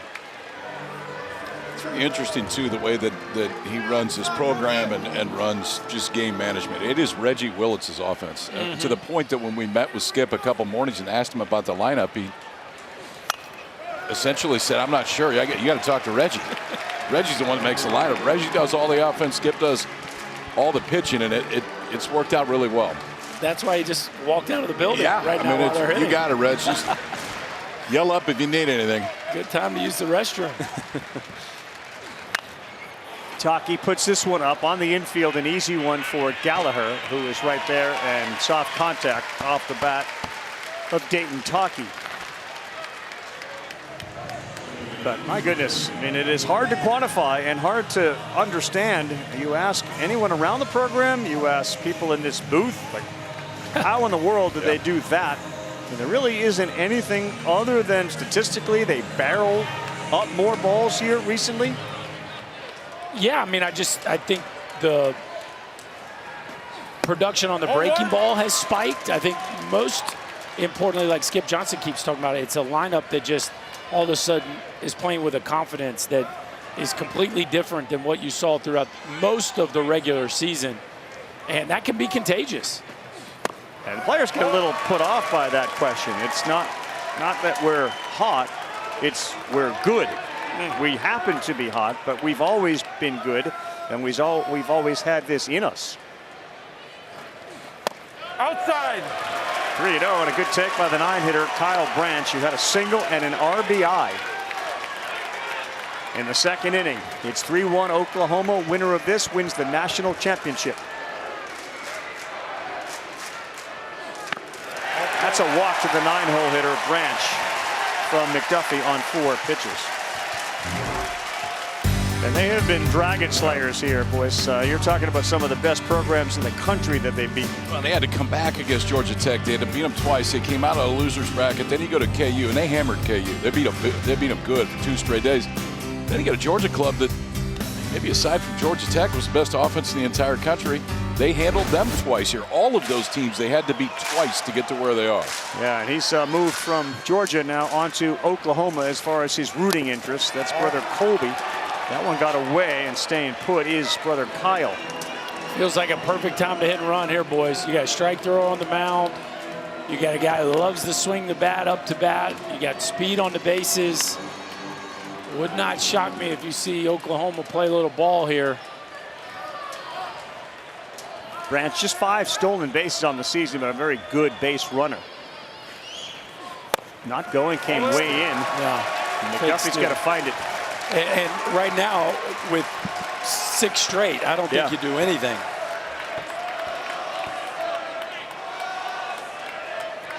Six consecutive balls from Walker McDuffie. 7. Outside. Oh, wow. Didn't expect to see that in the 4th, knowing there may be 1 inning, maybe 2. And this is a walk to the mound for Scott Forbes. Dauber out there has thrown on consecutive days 3 times, but remember, we kept seeing him stretch something last night. Yeah, and it was not arm. It was his back that he was trying to get loosened up. Scott Forbes putting on the brakes here, and you see Glauber playing catch because they're anticipating a high leverage situation in the middle of the lineup. So if you only have 1 bullet, if he's only going to give you 3 outs, then right now down 2 runs, potential high leverage situation in the middle of the lineup, KP, it makes sense to me. You can't let the game get away from you. I agree with that. You cannot. But it feels like if North Carolina is going to win this game, Walker McDuffie needs to get him another 6 outs at least. Because even if Glauber comes in a ball game, he's not going to be on there all that long. No.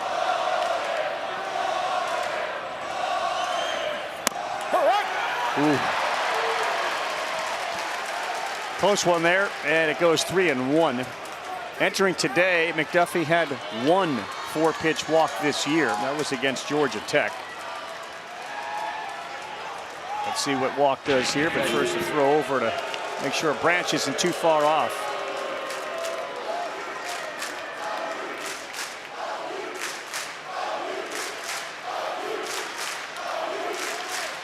Walk's been very hot lately. Another one right at the knees. McDuffie battles back to go 3-2. Now I think you'll see the runner in motion right here.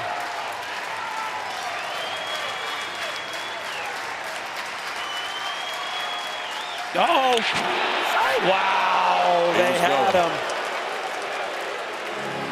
A lower throw, boys, and he is dead at first base. Definitely going, the throw just too high.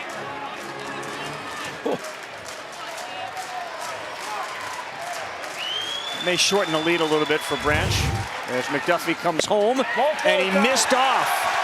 Back-to-back walks and trouble brewing for Carolina. And a big opportunity with Camden Johnson, the 2-hole hitter, coming up for OU.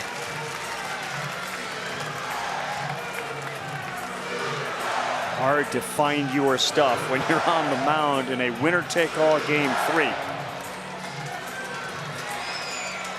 15 pitches and 10 of them have been balls. What an opportunity for Johnson. Singled his first time up, grounded out to second. Tremendous speed at the plate. And another tug from McDuffie. The misses are kind of all over the place. That's what concerns you. It's not missing in the same spot over and over again.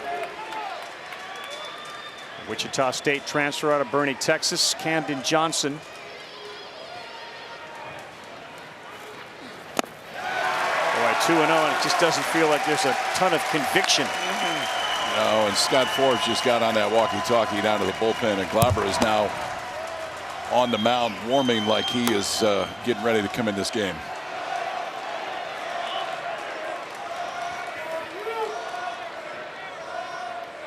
They go back pick and caught there by Schaffner.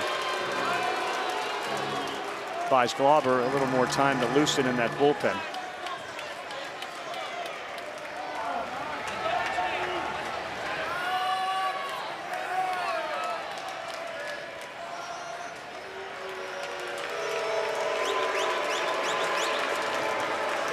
And more time for Glauber. Yeah, you starting to feel like he's coming in the ball game right now. Right now. This is what it looks like to put the brakes on right here. Well, that kid's story has been remarkable all season long. He is a freshman who graduated high school early. Look out. Individually, he is unbeaten, 12-0, and the team is 29-0 when he's into the game. He just peeked underneath the railing to see that it's his turn. And that number is going to be put to the test tonight. How many pitches can Glauber throw? Sunday, 5 innings, gave up no runs. He has been outstanding, and they are pushing their chips to the middle of the table. It'll be Glauber versus Johnson with a count 2-0 and 2-on. Well, every time he's come in this year, Carolina's won a game. This was last night. 5 innings, gave up just 1 hit. Walked 2, struck out 8. But maybe most importantly, in regards to today, threw 65 pitches. Now, we talked to this Carolina coaching staff before the game. Thought that we would see Glauber at some point. But, Chris, I don't think we thought it would be in the 4th inning. No, we didn't. But I've got to give Scott Forbes a bunch of credit. He knew the game looked like it was teetering, especially at this point in the lineup.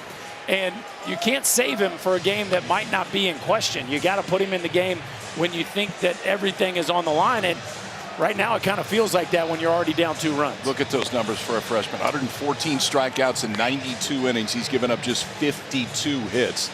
The ACC Freshman of the Year is in there in a giant spot right here in the 4th inning for Carolina.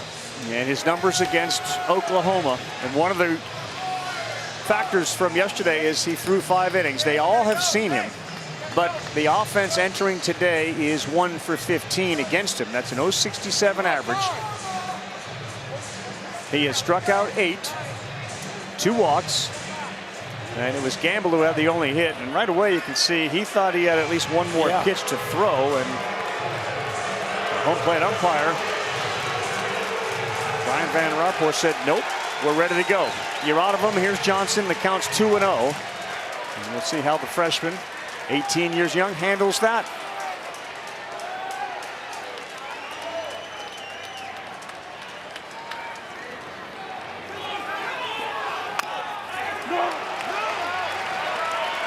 Pitch clock violation was called.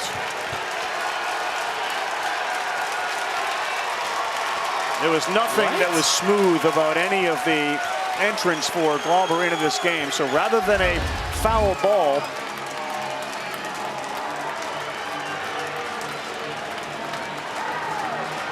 no, he didn't start his motion. It's now 3-0. He's not getting along right now with the home plate umpire in any way. No, he's not.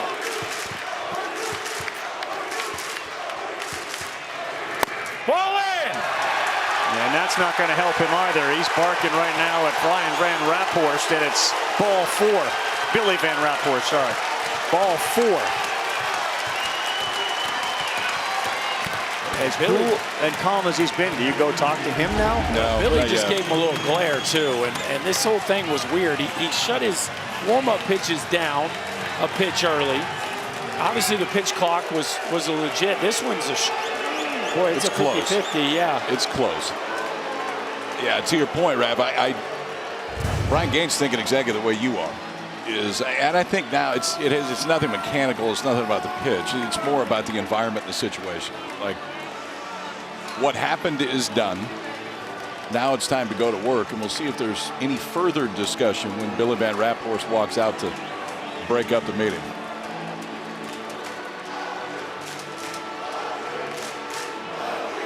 Yeah, definitely is.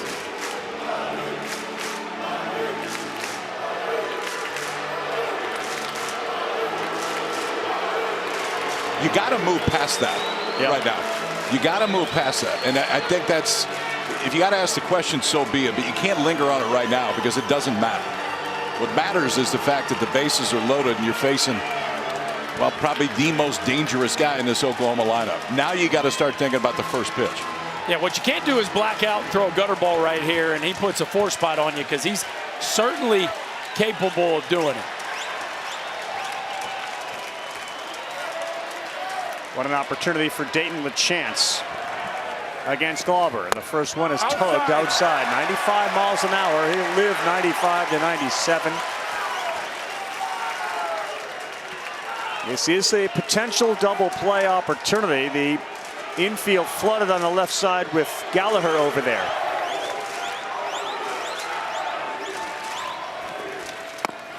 Two balls and no strikes. How about that, boys? Dayton LaChance, who's been swinging at everything, just took 2 pitches that weren't that far off the plate. That's a pretty good sign if you're a Sooners fan. Oh, here we go from yesterday. KP, here we go from yesterday. Yep. Yesterday he was blowing into his hand, and rather than wiping and opening his hand on his pants, he was using his shirt. Oklahoma said you can't do that. You got to open your hand if you're going to blow into it and dry it on your pants. So that was what that was about. And they got him rattled a little bit. 2-0. That's outside, and it's 3-0.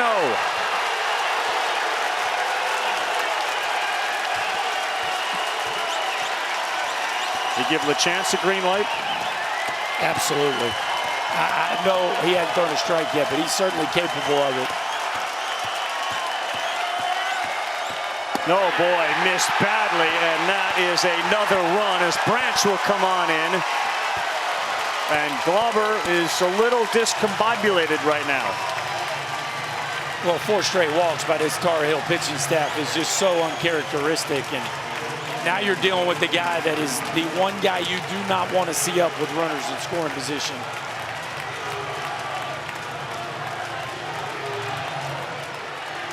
Willits a single and a double tonight.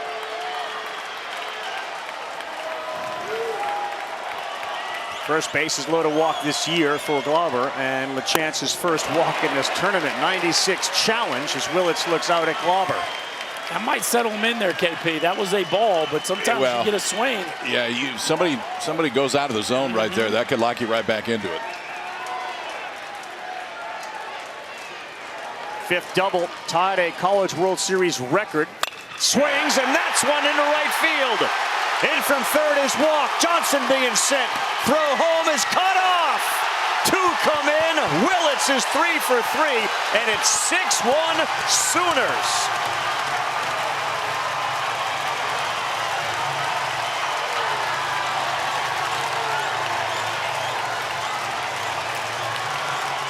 You simply cannot get Willits out. The definition of the right man in the right spot. Jackson Willits gets a fastball right down Broadway. Another clean stroke, a rocket into right field.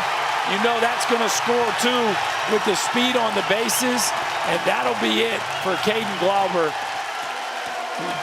Clearly, that's a tall ask from what he had to do yesterday. Yes, Didn't quite have his A+ stuff. And well, you got to give the kid credit for coming out here and at least putting it on the line for his club. 65 pitches yesterday. He throws 7 today, and Jackson Willits wins the battle after the walk to LeChance to give them a 5-run lead here in the 4th.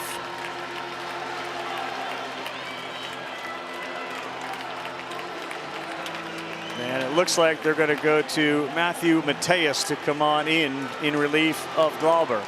29-0 in games that he has appeared, and that is very much in jeopardy as the Sooners take a couple more steps closer to their first College World Series title since 1994. Tar Heel fans will rise to their feet and give this freshman of the year in the ACC a round of ovation for what he has done all season long for the Tar Heels. Well, Caden Glauber came in, and immediately you can see here was some Billy Van Rapport saying, you got no more. You see the hands being raised by Heineck, like, are you serious? And Glauber saying, I got one more. And the umpire says, no, we're starting the game. Then a pitch clock violation immediately. So instead of a strike, it went 3-0 and a walk. Then he was asked about blowing into his hand. A bases loaded walk, and then a Willits single to plate 2. Let's just say there were a bunch of potholes in that appearance for Glauber. There was a lot going on, and I would tell you this, Oklahoma was waiting. If he was out there tonight, they were immediately going to question and make sure that when he blew into his hand that he had to make sure that he wiped it off. It took one pitch until anything was said out there, but now you got to turn the page if you're Carolina. It's Matthew Mateus that comes on and try to do that. Senior who's been out there a lot since he has been on campus for North Carolina.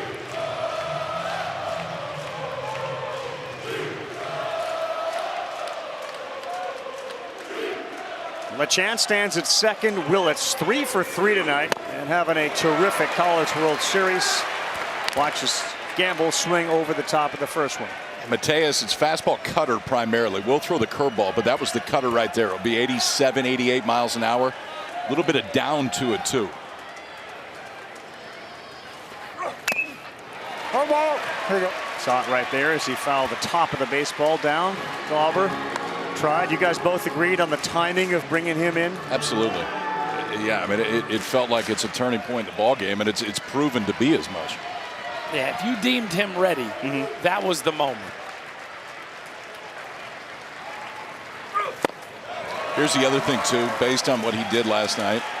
You're not going to get him up and sit him down and then get him back up again. I think it was one of those situations where the second he got on the mound, he was coming in the game.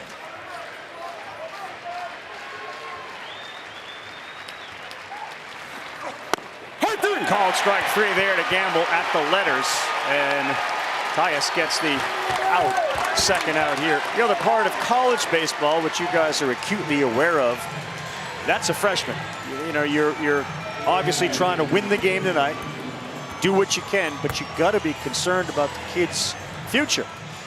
Not only his future with Carolina, but his future. They're keenly aware of it. I mean, it was going to be a very short stint, and obviously it was. Can Brock deliver? That one is out.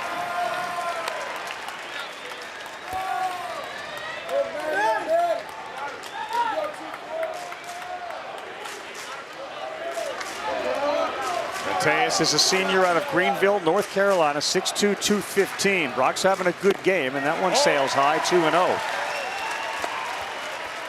He's 2 for 2. Willits is 3 for 3.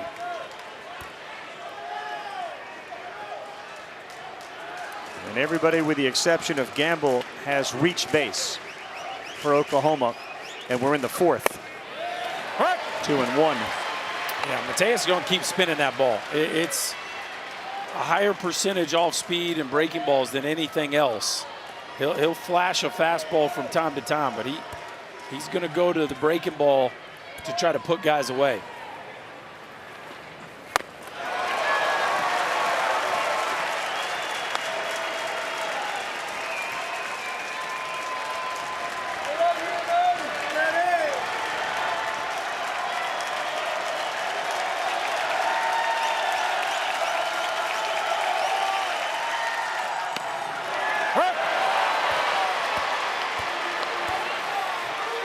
We do the interviews with the players during the week, and then we do it before the finals. And one of the questions to all the players was, do you know what that guy's record is when he appears? And everyone knew there was like an invincibility about him. And you wonder if there's any impact seeing him come and go. This one to right field. There's a chance over there for French, who's made some great catches, but he can't go that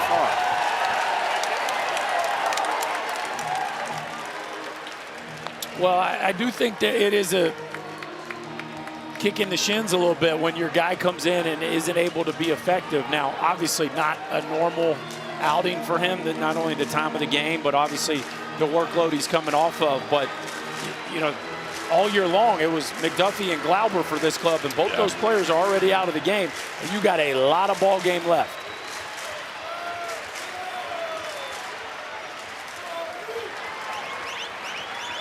Mateus delivers 3-2, and he missed badly. With the runners moving, it will load him up.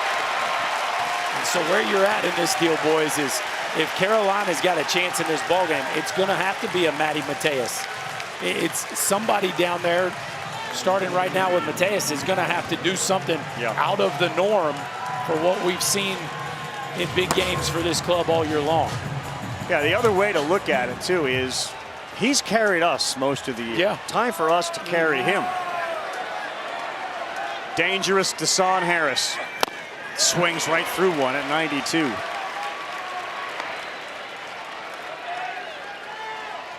So we talked all about their home run hitting abilities and how they've been great. Tonight it has not been the homer.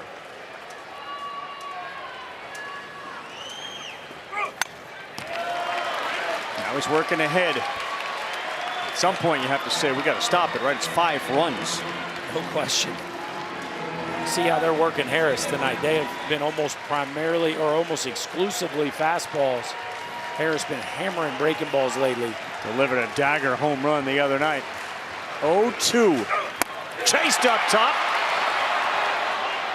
And the throw down to first is made for the out. So they leave them loaded. But boy, Aubur's night is over. McDuffie's night is over. And the partying might just be starting for the Sooners and Boomer Sooner Nation. Jackson Willits have a game. 6-1 at the bottom of the fourth. Back to Charles Schwab Field before the bottom of the fourth. A reminder for the latest news, insight, in-depth analysis for the 2026 College World Series. Visit NCAA.com, your official online home for all NCAA championships.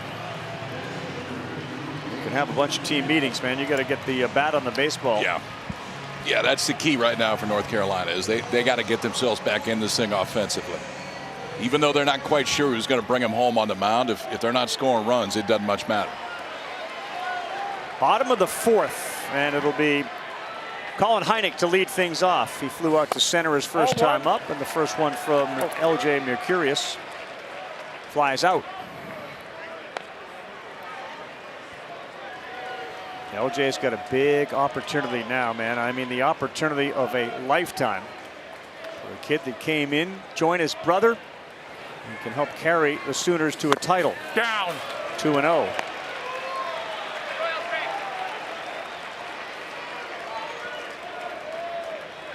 Xander, who has pitched his way into the hearts of the Sooner Nation and will be there again next season. He is solid, man. A bulldog on the mound. Changeup lands. 2-1. It just goes back to that one when he needs to find the zone again, and it feels like everything slows back down when he throws that changeup. Kind of sinks the rest of his body up. Did he go? He did. And the count goes to 2-2.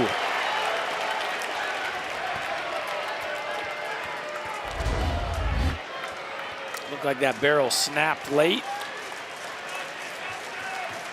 And just past the point of no return there. Got him there, and he went right back to it. Terrific job after falling behind to punch out Heineck. Got a little help out of the zone to get to 2 strikes, but then he goes back to old reliable, and this is that changeup from Mercurius. You can see that extension on release that allows that baseball to have good downward action. Fastball up to 95, 96. That changeup at 87 almost acts as a slow sinker by the time it gets to home plate. So he and Dayton LaChance had a parting word for each other. As Carter French steps up, that's ball 1.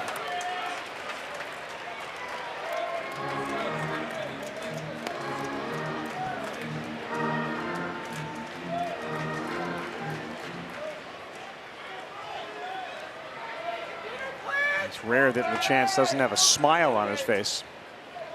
And up 6-1, it's easy to have one there. The 1-0. 1-1 as French swung right on top of that.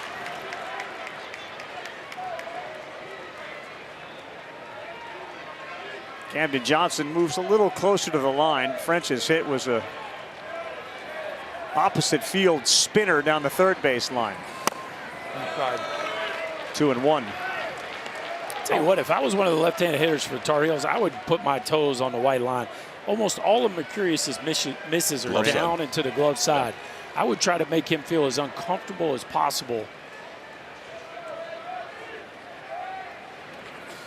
Down.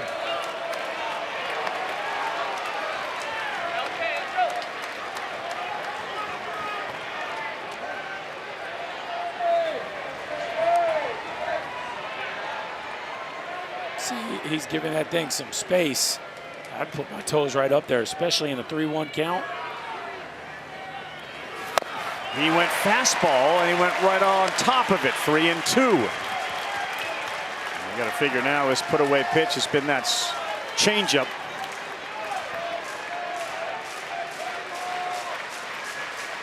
Carter French walked 4 times yesterday. Scored 1 run. Called strike 3. Fastball at the knees. And the Mercurius family fired up, as is Brian Bosworth and the rest of the Sooner faithful. That was a close one. It's a close one, good spot too, and I think that one surprised French just by pitch selection. I think you're assuming you're getting a changeup, and if you're assuming changeup and you see where that ball started, you're also assuming it's going to be out of the zone. Instead, that fastball carried just enough to catch the bottom part. Mercurius has struck out 2. Heineck and French here. Kellis on the ground, charged by Johnson. He fires, and that's a very quick inning. And you can feel the momentum and the energy. It is in the dugout that belongs to LJ and the Sooners right now. We'll talk with Scott Forbes, the head coach of Carolina, when we come back to Omaha, the College World Series. Welcome back to the Men's College World Series presented by Capital One. Joined now by Coach Forbes. When Glauber went out there in the top of the fourth, what was the conversation and issue with home plate umpire Billy Van Raphorst? I felt like they started the clock a little bit too quick on Glauber. Obviously, they have a clock operator here, but we've got to adjust. I'm not going to play the blame game. We don't make excuses here. It is what it is. We just got to flush it, and we got to get back to just playing. With Glauber and McDuffie having already pitched, how do you manage the rest of this game pitching-wise? I mean, guys just have to step up. It is what it is, but we have a ton of game left. I'm going to talk to the guys after this inning to embrace this moment and not look at that scoreboard and stay positive and just keep playing. What adjustments do you need from your hitters to get back in this? Yeah, that guy's really good. We just have to do a better job of laying off the ball that's up. And this changeup's nasty. If the umpire's going to give him that low strike, we're going to be in trouble. Hopefully he'll stop giving it to him. Thank you, Coach. Thank you. KB, thank you very much. So it's a 5-run lead, and teams at the College World Series haven't lost a 5-run lead in the national championship game. And Oklahoma's bats, the question was, would they rebound after yesterday, in which they were silenced after the first inning? In total, they've got 41 runs in 6 games. Only three teams have scored more in a single World Series since we moved downtown to Charles Schwab in 2011. Oregon State, LSU in 23, and Florida in 23.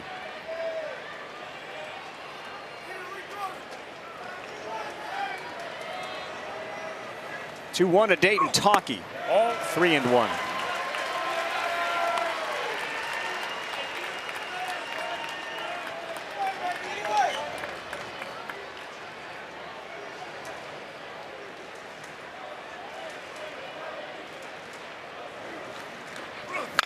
That ball is laced right field, and it is gone!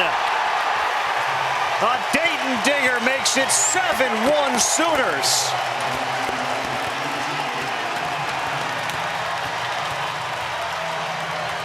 Mom delighted, and that'll be the second biggest home run that Talkie has hit in a Sooner uniform. He ended Georgia Tech's dreams, and he just took another step in perhaps ending Carolina's dreams. Wow, this runs right into the bat path of Dayton Talkie. A fastball down and in, and he drops a bat head to it 110 miles an hour into the right field bullpen. And the Sooners are having some fun right now, I think, boys.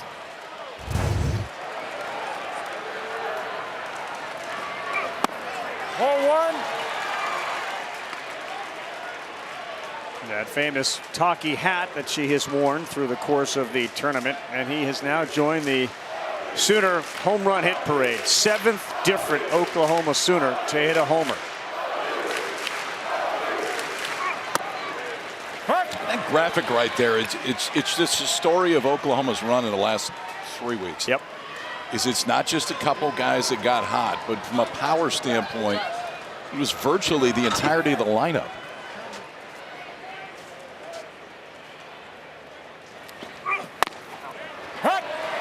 One and two gets the edge of the plate. When the NCAA tournament started, Dayton Talkie had 3 home runs. He now has 9.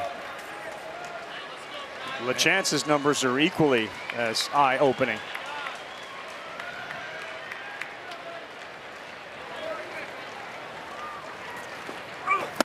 He chased out there because that second strike was called out there. So Branch is gone after reaching in his first 2.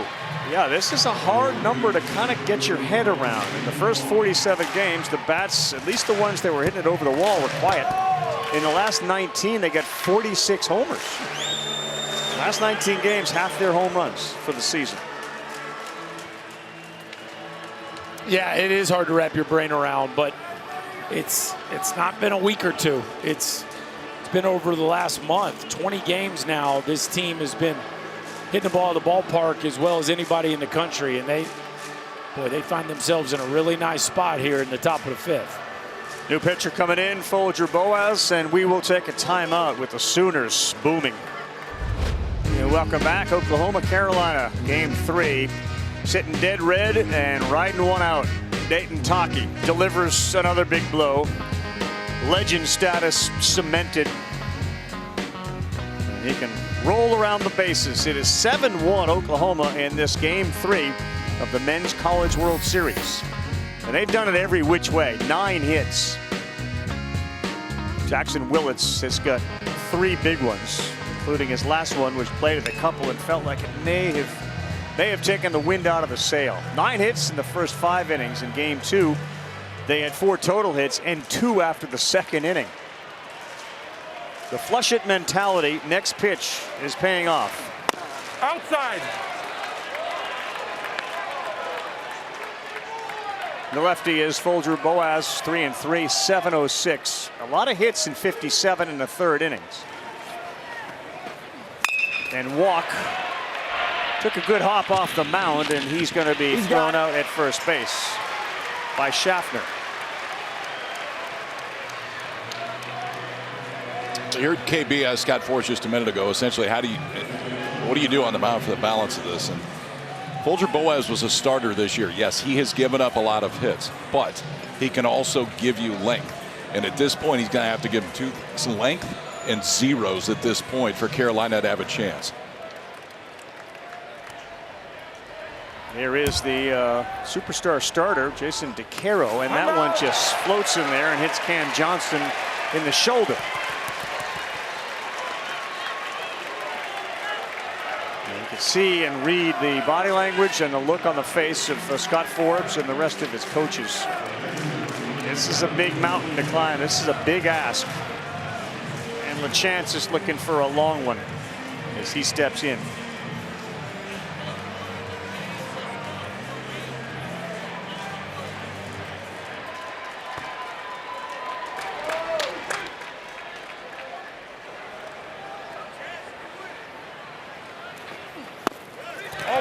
That gets away, and you're not going to get Johnson. And the mistakes mounting for Carolina. A hit batter and a pass ball.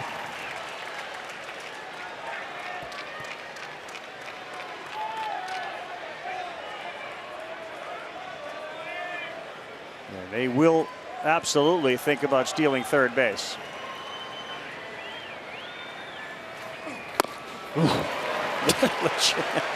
The big maple tree nearly chopped down. Not a pass ball. They decide to call that a wild pitch on Folger Boaz.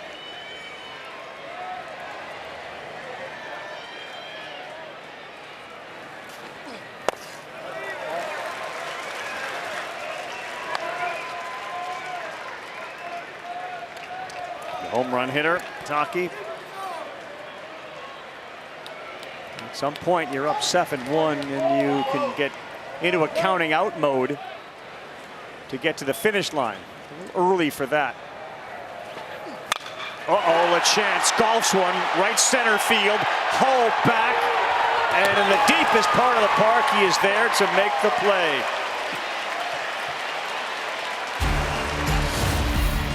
Well, they almost hit another one, Ravi, but they did get one here early. Dayton Taki drops the head. The Sooners up by 6. Stay with us, folks. To the utmost, Tyler Howe, first pitch swinging, fouled it off, 95. Feels like this could be L.J. Mercurious's game to take all the way to the finish line. Skip Johnson didn't like that, I'll tell you that. He's going to get every opportunity to do it. Fastball, changeup. It's been the weapons that he has used so far.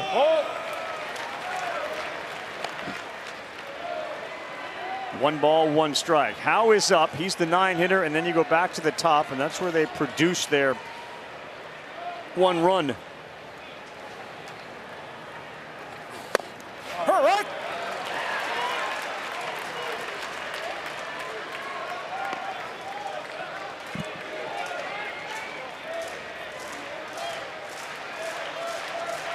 Another spectacular college baseball season coming to a close here tonight.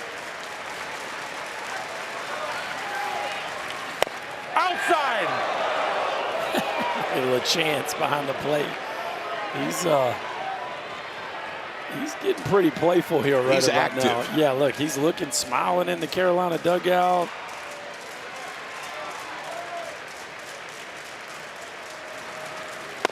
Outside.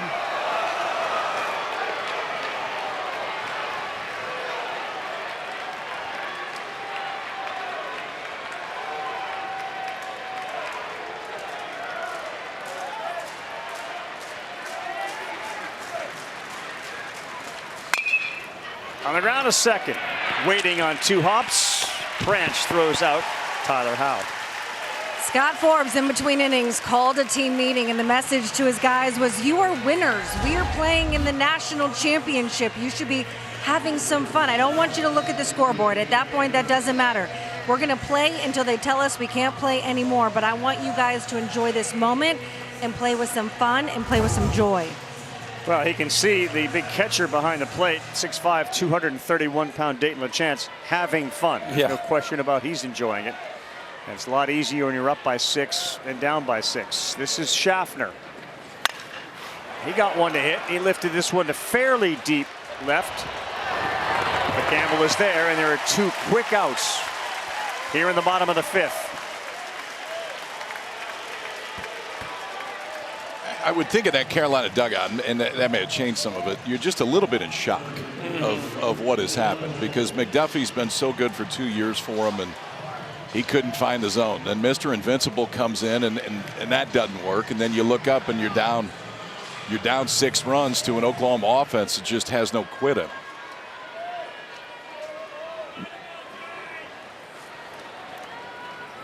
Owen Hull. Instead of breaking pitch down.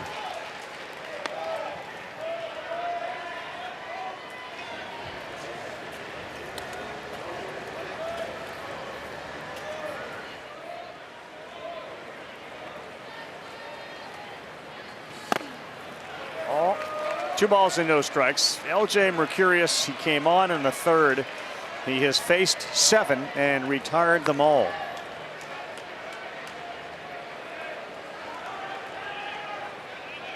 First hitter he faced was Eric Paulson, so Schaffner and Hull and Gallagher seeing him for the first time tonight. Yeah, right there, 2-1.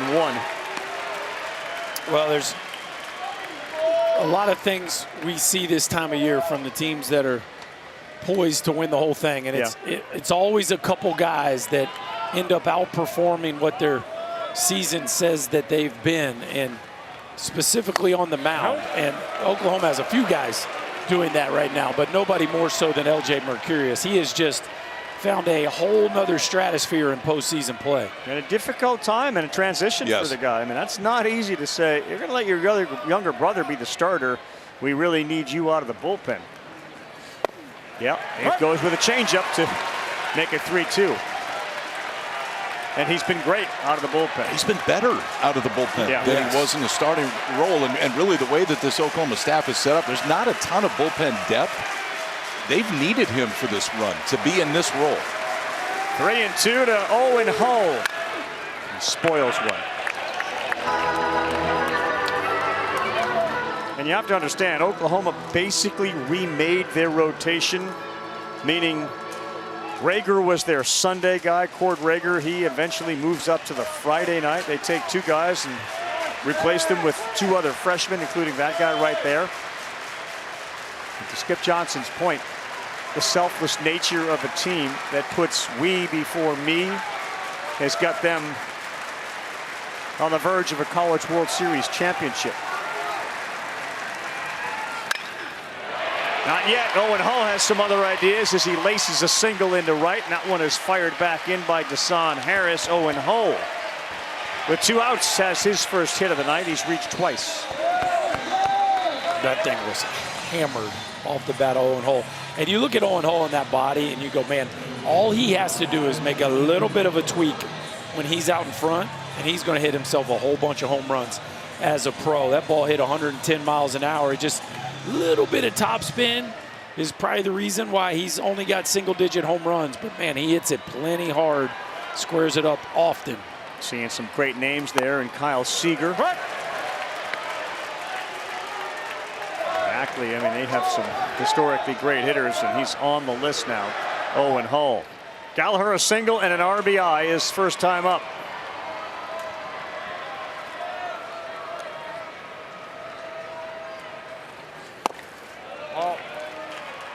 1-1.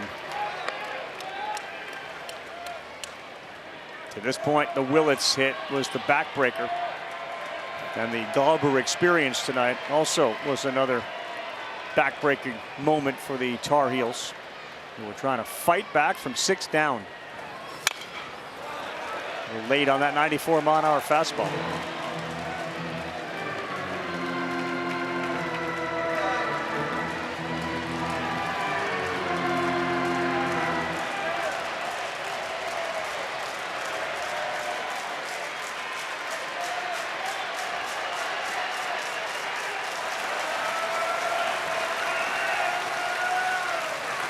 Yes, sir.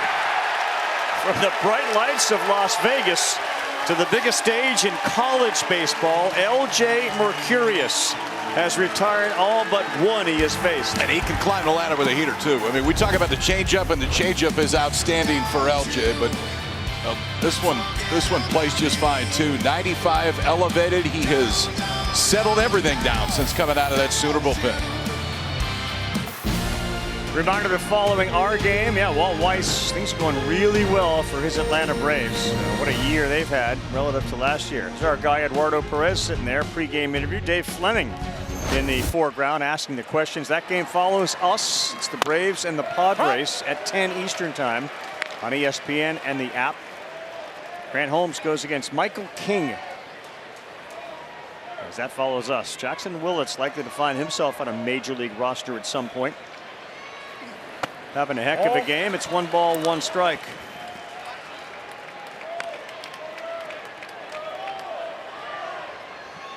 Willits got a little baseball compound. You know, this is not somebody that just decided to pick up a bat when he was 13.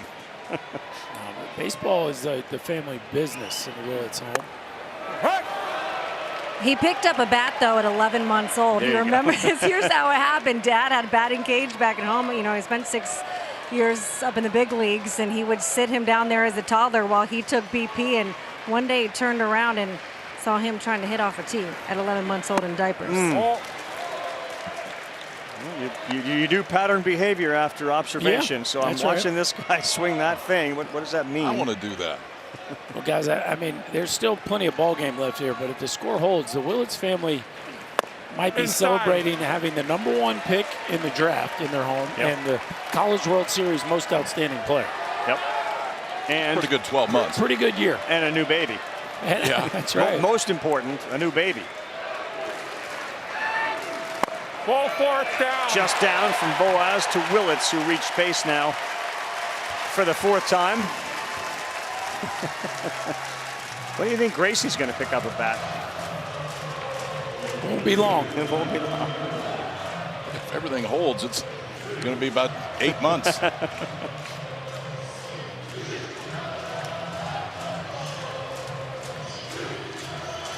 Well, OU has been celebrating since they built themselves a 6-1 lead after 4. That's in there for a strike from Boaz to Trey Gamble. You know, you could certainly make the case for Carolina in light of what happened tonight and Glauber having to pitch 5 innings yesterday. The injury to Ryan Lynch, and it does feel like that is a real injury, forced Glauber into the game early because they had to win the game, and as a result was limited in his availability tonight.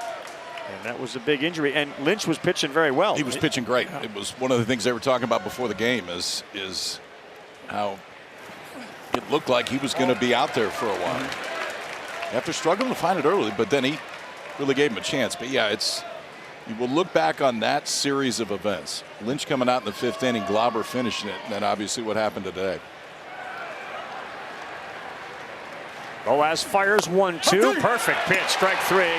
Gamble knew it. He is retired. Rough night for Trey Gamble. 4 strikeouts. Yeah, I think this is what you get when a hitter's just guessing too much. And yeah, that's a fastball that's a little down, but man, is it right in the heart of the plate. And Gamble just not seeing the baseball very good this evening. Fortunately for him, everybody around him is. Yes, that's exactly right, including this guy, Brendan Brock. 0-1. Fastball missed down. Brock has got 2 hits. He's reached via a walk as well. Tough kid. We saw him dive for a ball yesterday, pop his shoulder out, immediately popped it back in, stayed in the game. And then, of course, you remember while he stayed in the game, the very next hitter decided to go yard over the wall and left, in which he banged into it with his shoulder. Yeah, he probably didn't feel great waking up this morning. Hasn't looked like it's bothered him with the bat, though. No. 1-1, 3 move to the left of the infield, and he fouls one straight back. Toolsy player is Brendan Brock. He not only plays left field when he's healthy, but he can catch. Some would say prospecting. Yeah, and I would think that's where he goes first in pro ball. Oh, he brought it out again, huh? That was for you. Oh, good take. We just went Berkey dictionary there. Yeah. Yep. You know, toolsy, prospecty, posse, like possible. Yeah. Some make more sense than others. That's right.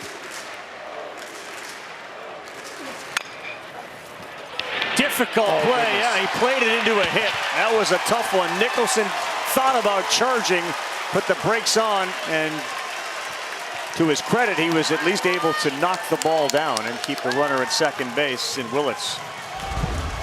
Yeah, once you go, you got to go. So if your read is to go run right through it. Once you put on the brakes, that top spin is going to be very difficult to handle, and just unfortunate for Nicholson. Yeah, maybe the initial read was not exactly what he wanted once he started to make his move, but at that point, you're kind of stuck, especially with the speed of Brock getting down the line. All right, what do we got here? One down, Deshaun Harris up. It's been a bumpy night with 2 strikeouts, and he fouls another one off. Boy, they are staying with that fastball against Harris, aren't they? And they've really had some success when they've gone up above the belt.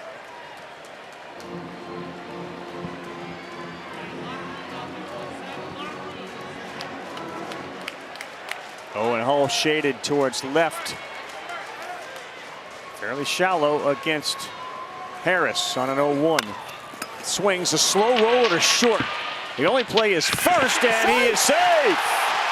Wow, wheels from Deshaun Harris to load him up.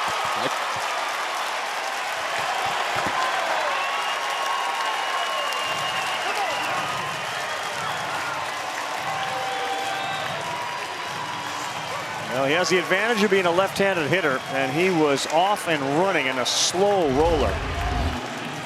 He is a cannon for an arm and can absolutely fly. And you can see he absolutely beat that one out and calls him safe in the process. May have had to play third here, honestly. But it's a force out. The base runner just froze in that spot.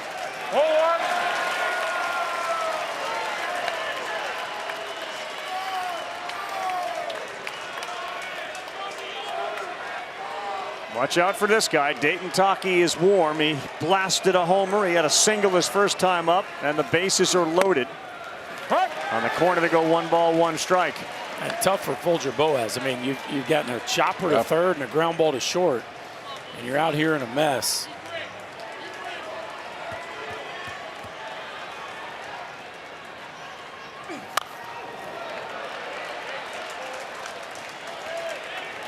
Guy like Taki, that is the pitch there. Don't let him get those arms extended. It's 1-2.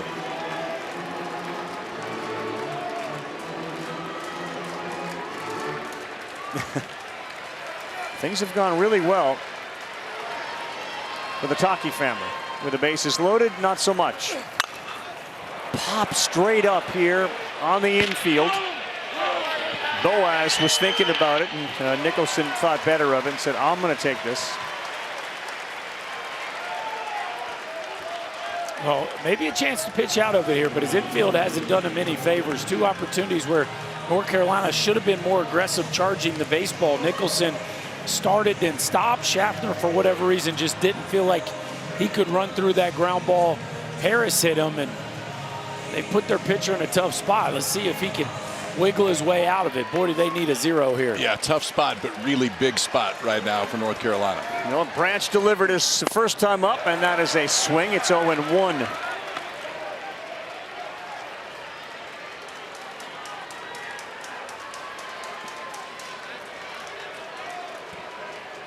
6 runs is large. Any more may begin to feel insurmountable.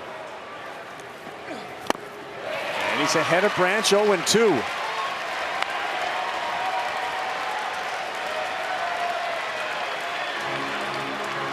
The Sooners have capitalized tonight on situations like this.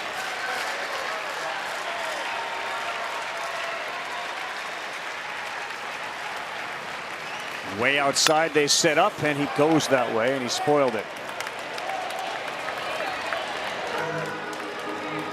And protect mode right there. It looked like he's looking for the breaker ball and just caught the fastball about as deep as you could to stay alive.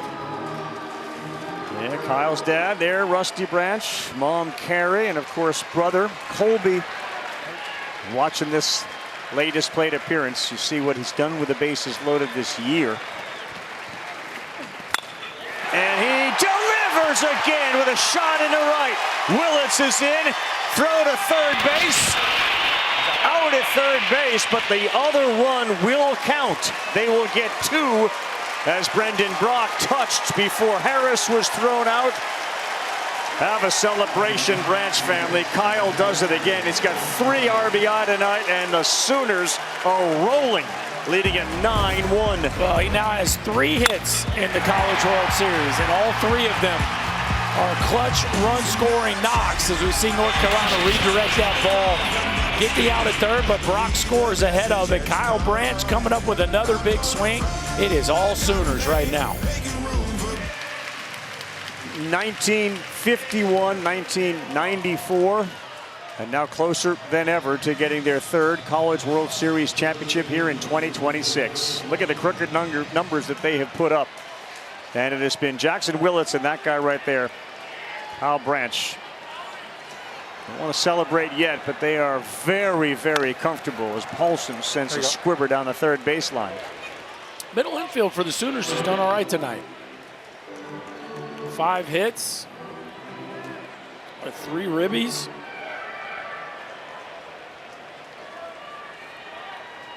Well, you can start to taste it, can't you, if you're an Oklahoma Sooner? Finished a couple games under as Paulson pulls one, and Harris is running it down. Have a great series, Deshaun Harris. There is joy right there.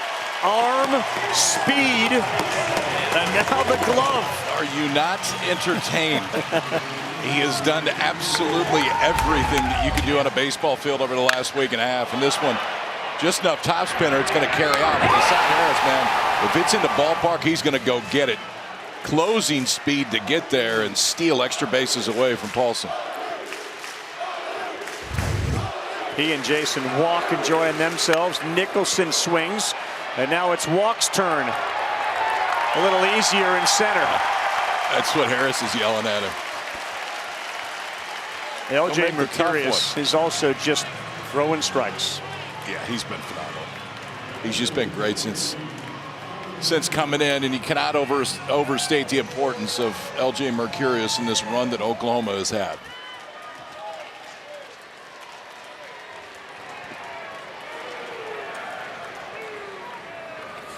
That one is down. So when Skip Johnson went to him, the Sooners were in a bit of a stumble. In fact, they finished under 500 in the SEC this year. But his response was, I don't care if I'm starting or in the bullpen, I want to win. And when Skip said, I can do better in the bullpen for us, he was all in. It shouldn't be surprising since he called his little brother before he committed to Oklahoma out of the transfer portal and said, are you okay? Are you okay if I come to Oklahoma too? And he said, absolutely, I'm okay. I'd love to have you here. Well, it's worked out pretty well for both of them. 1-2 to Heineck. Yeah, and to your point, it does really show how wonderfully those two have been raised. In fact, at one point when Xander was asked, you know, what's the best thing about all this? And he said, well, my parents raised 2 great kids. Being here with your brother, Christina and Neil, who tends to roam a little bit and sit in another seat. But his love, his empathy for his younger brother there, with that one great shot of him reading a book about positivity when he was feeling anxious for his younger brother Xander on the mound. Xander never shows the anxious about LJ because he knows him well enough. This one is to center. Rock says, that's mine. I'm the center fielder. You stay where you are. 8 pitches. You've had your moment. In fact, you've had many moments. Berkey, it's 9-1, 9 outs to go. Yeah, he might not need to go to center, but he can go down the line to make a play. The right fielder from the Sooners flashing some lever, having some fun. The Sooners got it all rolling, boys. Well, we've made a big story out of it because they've been here now 13 times. And they have yet to come up with a trophy. And they are certainly with their backs against the wall right now. Mike Fox, who coached many of those teams, he also coached Scott Forbes at North Carolina Wesleyan and then hired him as an associate. Fox retired 6 years ago. There he is. Forward. And he was NC's second baseman 50 years ago. And the coach is feeling the emotions that most Carolina fans are feeling right now. He had such a good run there too, and just built the base. Scott Jackson, one of the assistant coaches, was one of Mike's assistant coaches. Obviously Scott Forbes was as well, and they have carried on the tradition very well. Yeah, 550 win seasons, 948 wins as the head coach, 7 teams to the College World Series, and an unfortunate and familiar position right now for he. And that man right there, Scott Forbes, on a 1-2. That finds the hole. Jason Walk is aboard.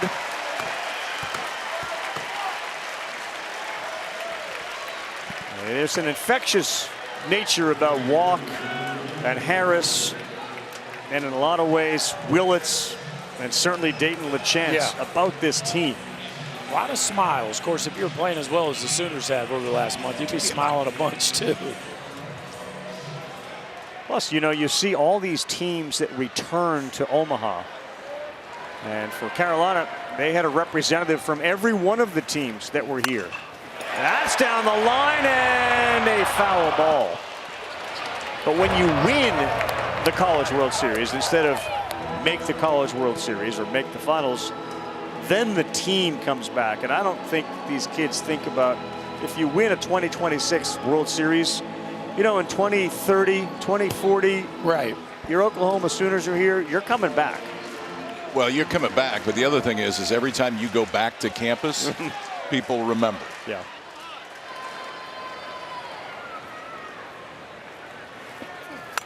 Yeah, I think even more special is 2036. You get honored at some huge Oklahoma football game. Sure. You know, and on and on and on. The legacy of, if they're able to close this thing out, win a national championship, that sticks forever.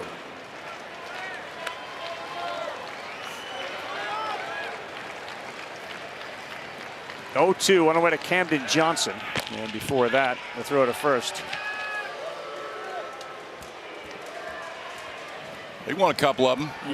Met the coach last night, walking into dinner. It was a good night. What'd you guys talk about? I talked to him about OU Husker football games. Switzer had a couple words of wisdom before the tournament to Skip Johnson. It was just stay out of the way. After the loss last night, the message was, you know what happens after a loss? A win. Simple. It did most of the time when he was coaching, I'll tell you that. Happened for Carolina. After losing game 1, they came back and won game 2. And here we go with Skip Johnson and Reggie Willits game planning how we're going to get to the finish line here. Scott Forbes is out. New pitcher coming in as Folger Boas night is over. It is going to be Cameron Padgett.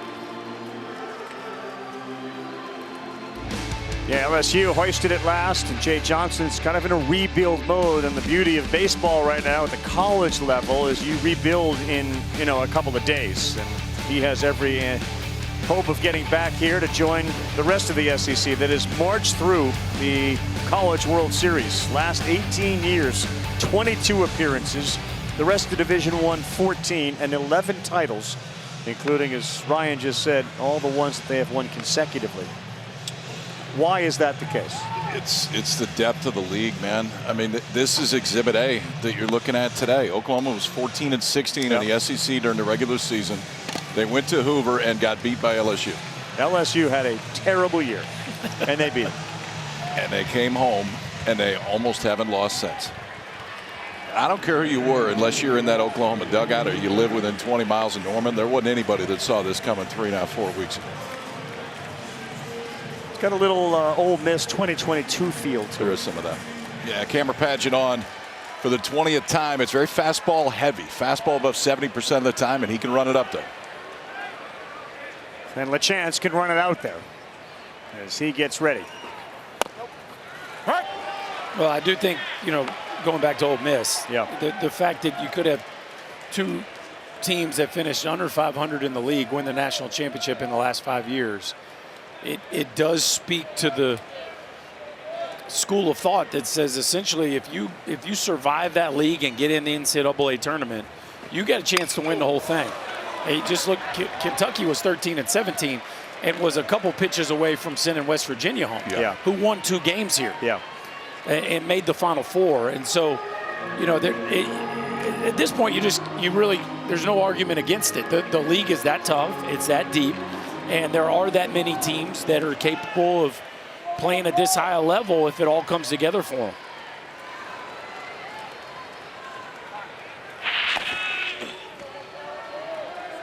Yeah, you went into the tournament, you thought Texas, you thought Florida. Georgia for sure, as teams from the SEC that had the best chance, the best odds of taking a title home. Not Oklahoma, who was sent to Georgia Tech, probably to be fed. And they ended up winning that thing. 0-2 on the ground. They got a chance for 2. Schaffner, Gallagher, the chance is done. And that will get us to the bottom of the 7th inning. Oklahoma had 4 hits yesterday. They used 7 pitchers. They lost 6-2. You know what yesterday is? Dead. They're winning tonight big, 9-1 as we go bottom 7. How good has this kid been since he came in? LJ Mercurius came in a ball game in the 3rd, and since then it's been all zeros. Changeup's been outstanding. There's 3 in a row. But the ability to utilize the fastball at all parts of the zone, up, down, and then finish up and out of the zone, has been the key to his run tonight. The right-hander settled the ball game down for Oklahoma when he got in there. 3 2/3 has given up just 1 hit, hadn't walked anybody, but struck out 4. 1 hit. He's been great. It's just a calmness about him too that you see on the mound, and he will have to deal with 7, 8, 9 as he tries to help Skip Johnson get his first ever national championship. They're swinging aggressively, and they pop one up to left field, and Gamble is there to make the play. KB. Ravi, you mentioned the other day when Xander, his brother, was making his first start that LJ got nervous, was reading a book out in the bullpen. Dad right there, he wasn't buying it. He did an interview and said, my son loves the camera. And he was sitting out there with some sunglasses, reading a book. He knew that camera was going to find him. Did say, I'm glad it was a book that involved God, but guy likes the camera. Yeah, that was a great look. He had the shades on. He had the hat kind of pulled down. You're absolutely right, Davey. Tough crowd. Hey, Dad knows better. Dad knows best. So he knew the camera was going to find him like in the bullpen behind, the rail. Like, I don't know. That feels like a rough crowd. One hopper here. Camden Johnson up with it. They got another one. Look, the one thing that Dad knows. Dad knows that Jeff Evers inside, Bill Palladino, our producer, when they see a good shot, they're going to take a good shot. That's a great shot. And they found one. That's a great shot. And a credit to all the cameramen and women here and our staff. They have done an amazing job all season long, but in particular here. The comments about the coverage from a technical standpoint are off the charts. So a shout out to all of the folks that work on the College World Series on the men's side here for an incredible job. High level. Well said. Jaden Nunez is the pinch hitter for Carolina. They're the Mercurius brothers. LJ's trying to catch little brother. Outside.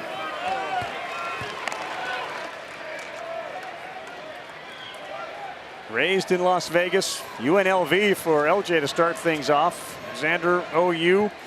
And again, other opportunities presented themselves, but they decided, let's do this thing together. And can you believe that there's a really good chance doing this together is going to lead to a memory that they will have for the rest of their lives? A championship. How about the ride they've taken those two on? Oh, man. To get to watch both of them on the biggest stage. Nunez finds a hole, though, and the inning will continue. That was a fastball up. Jaden Nunez delivers.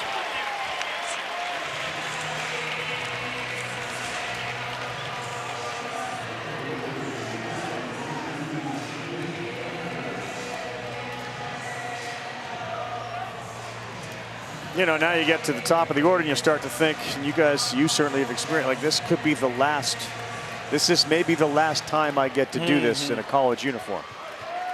Yeah, those thoughts definitely start passing through your mind.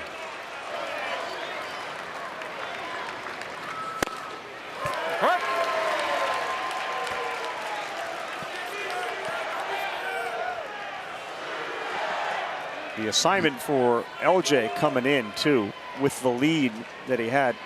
Throw strikes. It's like there hasn't been a threat of a walk. No, he has not given them a glimpse. Not even a glimmer of hope. They do have that routine out there, and all the pitchers do it. They take a deep breath. Some of them speak to themselves. LJ took his breath, and now he fires on a 1-1, and it's 1-2. We came at a ball game. It was a 2-run game. Yeah. I mean, so much of the offense came later on.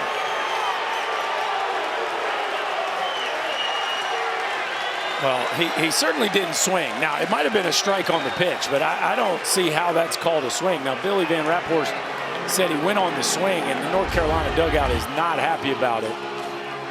I don't know if the move to swing kind of made Billy blink on the pitch, but that ain't a swing, boys. It's definitely not a swing. It may have been a strike. Yeah. But he pointed to the bat to say that was a swing.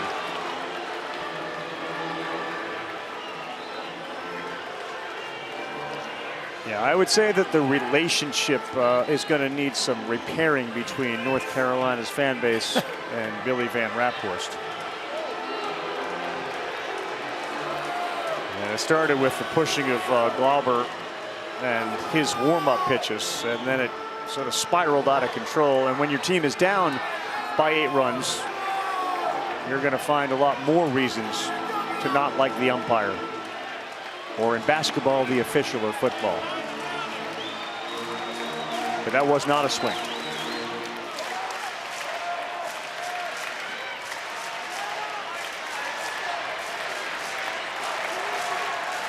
One-two count for the multi-sport athlete Schaffner, who grew up skating on a rink and now a good baseball player. It's 2 balls and 2 strikes.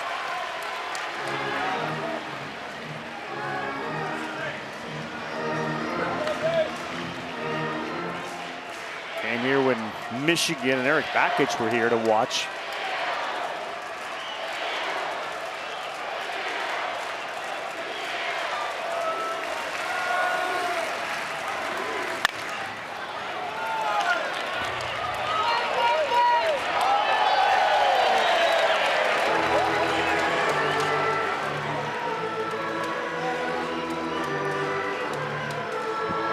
She's a TSA manager back in Las Vegas, and when Xander was going to pitch, she was going to go back to work, and he basically said, what are you doing? Yeah. Where are you going? I'm pitching in the College World Series, and you're going to go back? They worked it out that she hasn't left yet.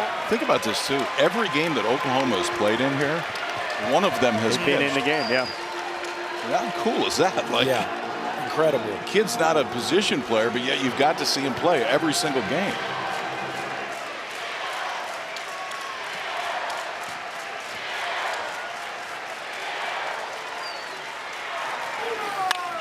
3-2, little blooper into shallow right. That's in no man's land. It's caught out there, and the ball was moved by Deshaun Harris with his feet, but they will stay at first and third. As Nunez puts the brakes on, and Schaffner's got a hit. Pretty good pitch location. I mean, this is exactly where you want to throw it. In on his hand. Schaffner just got enough of it. Outfield playing too deep to get there. I think smart decision, too. I mean, you're down 8 runs, not to take any chances there at third base. A big swing here. You never know. North Carolina can claw their way back in this thing. This is a guy that can do it.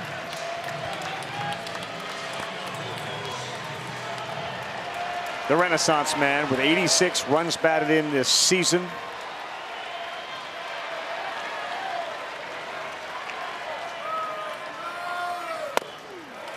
Changeup is in there for strike 1. There's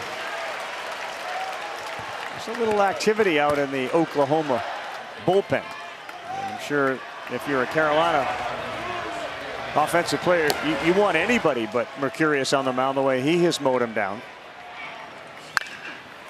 High chopper, and that one is glove turn. No, couldn't make the scoop over there. Nunez is going to score. Hull will end up at second, and Schaffner goes to third. An incredible grab by Johnson, and then Dayton Taki just couldn't scoop it. Yeah, it's a really, really tough chance over there on both ends. Camden Johnson with a beautiful range and pirouette. Look how far up the middle he is, and he gives Taki a chance to make a play. I mean, the range and athleticism of Johnson is incredible. Athletic.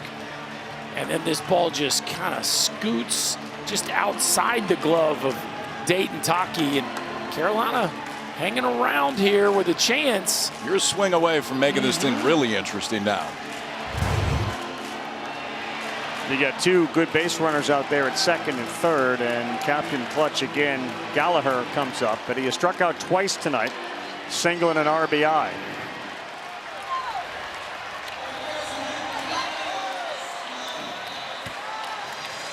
You have to think that thought of this being the last time I got a chance. You saw really good plate appearances for both Schaffner and Hull, putting pressure on the defense.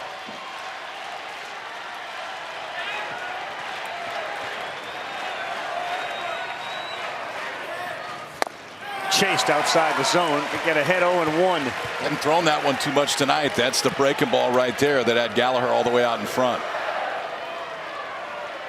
Similar pitch in which he drove in a run back up the middle. Good fastball hitter, really challenging. He hung one and got away with it. It's popped up. LaChance behind home, gives it a look and makes the play. Gavin Gallagher, a dazed look. A good look for the Sooners. LJ gets out of it. It's 9-2. We head to the 8th here in Omaha. Now you win a College World Series and no one will ever forget your name. And the Sooners are 6 outs away from doing that as we start the top of the 8th inning. Paget stays on the mound. And the man who is yet to be retired, Jackson Willits, steps to the plate. Got a brother who went #1, a dad who was kind of an underdog player, a 7th round pick. He made it to the big leagues in 3 years.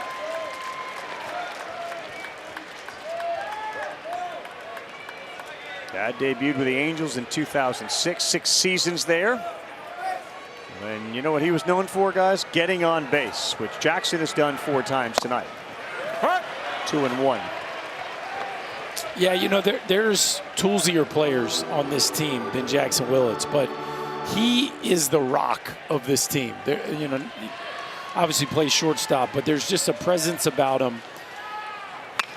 And Taki obviously had the famous walk-off home run, but Willits had a hit late in that ball game that tied it up in the game that they eventually clinched that regional in. And there's just a feel around him, an aura around him that makes you believe in him in big moments. And he has certainly proven that to be true here at the College World Series. Big hit after big hit. Outside. He's the kind of guy, too, and I know we've talked about this, it just feels like is going to figure out a way to get to the big leagues. And I don't know exactly how or where he's playing, but it has that baseball-y feel that this kid's going to play it for a while. There you go, baseball. Trying to get on board, man. That's apparently the thing. Baseball-y, yeah. You know what, though, KP? You're not there yet. But you're coming. I can see it. What's wild is when you watch him hit, especially through this postseason, you can't believe he's not hitting 380 or 390. Right. Oh, great take, and let's make it 5 times on base for Jackson Willits tonight. His second walk. Woo. Take a deep breath. Life has changed a little bit for wife Abigail here in the last couple of months. 30 years, man. That's 30 years since somebody's reached base in all 5 plate appearances. Wow. Yeah. It's doing your job. Nobody out. Padgett will throw to Gamble, who has not reached in 4 plate appearances. What?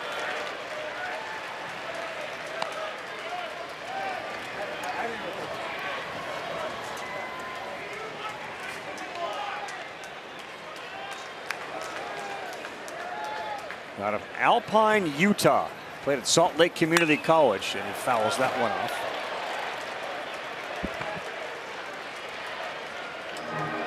He had a big hit in that 9-0 rout against Alabama. You remember the journey that they took. We talk a lot about the regionals and super regionals. But even here, it was a throttling of Alabama in which that Boomer Sooner train just kept rolling along. And here we are at the final stop on the station.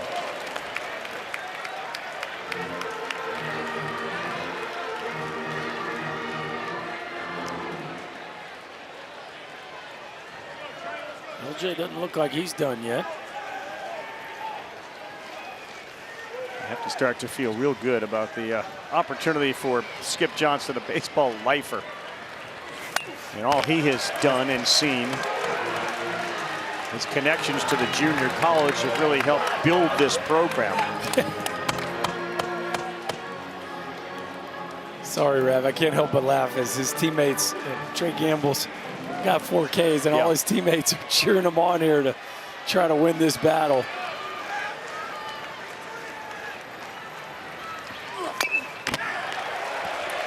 Look at him. Look at Dave LaChance.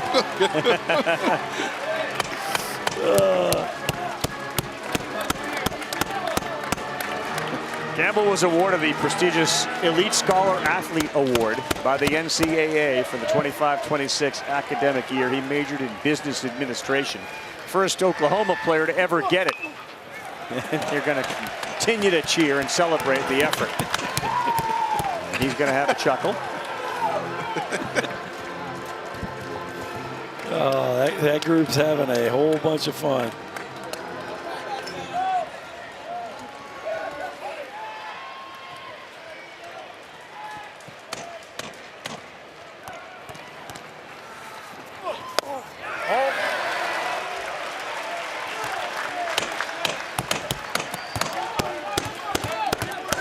They are all in on their teammate. In a 9-2 game, and they are locked in and in the trenches with their guy. Outside. And he keeps looking over there. He's peeking. He's not looking for signs, I can tell you that. No, he's not.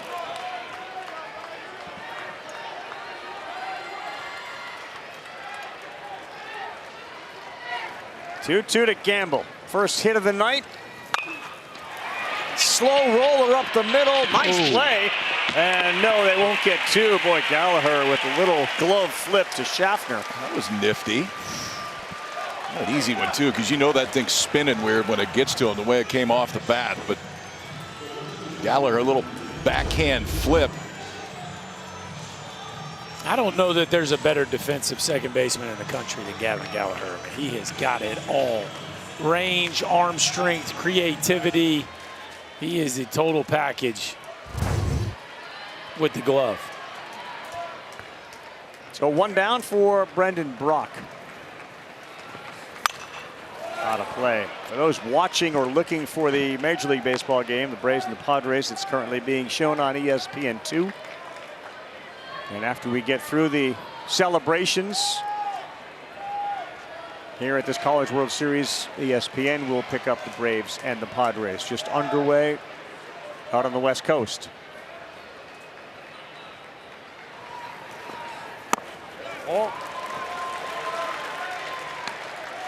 Well, in the end, it will be a remarkably frustrating and disappointing end for Carolina's season, but it's a season in which they set a number of records with wins and runs.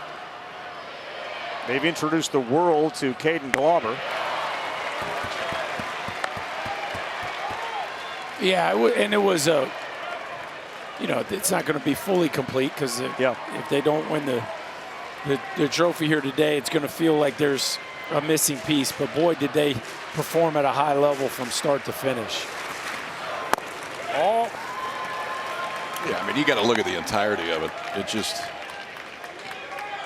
the consistency that they played all the way through the season. They lost one series the whole year. One. Yeah, went over 50 ball games. The only time they lost back-to-back games was in early, March 6th and 7th? Yep. Yeah. Outside. Hard to do. What are the other conferences? We started the conversation about the SEC. What did the other conferences have to do to compete? Or what separates the SEC? Is it as simple as dollars as that ball is? Well, I think you've seen a little bit of it here. I mean, Carolina's blueprint of homegrown pitchers with mid-major position players, and the combination of that at plays. We see West Virginia go into the D2 and D3 ranks. You see Oklahoma. This Oklahoma roster is not one of the high-priced SEC rosters. It's repeatable. Now, they clearly have an eye for talent, and they've been here in this finals 2 times in 5 years. So they know what they're doing, but you can't just say, well, a lot of the teams at the top of the SEC have the most money, so it's not as easy as saying spend. No. But as a conference, no one as an entirety is more committed to the sport of college baseball.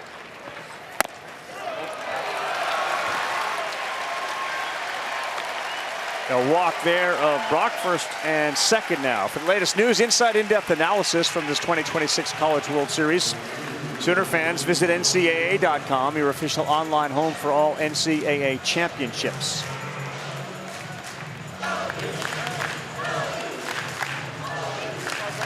Well, they put out a call to get Sooner Nation to make the pilgrimage to Omaha, and they responded in a big way. Harris golfs one into left field. That's going to get down in front of Nunez. He will throw it in. It's going to get cut off. They got 10.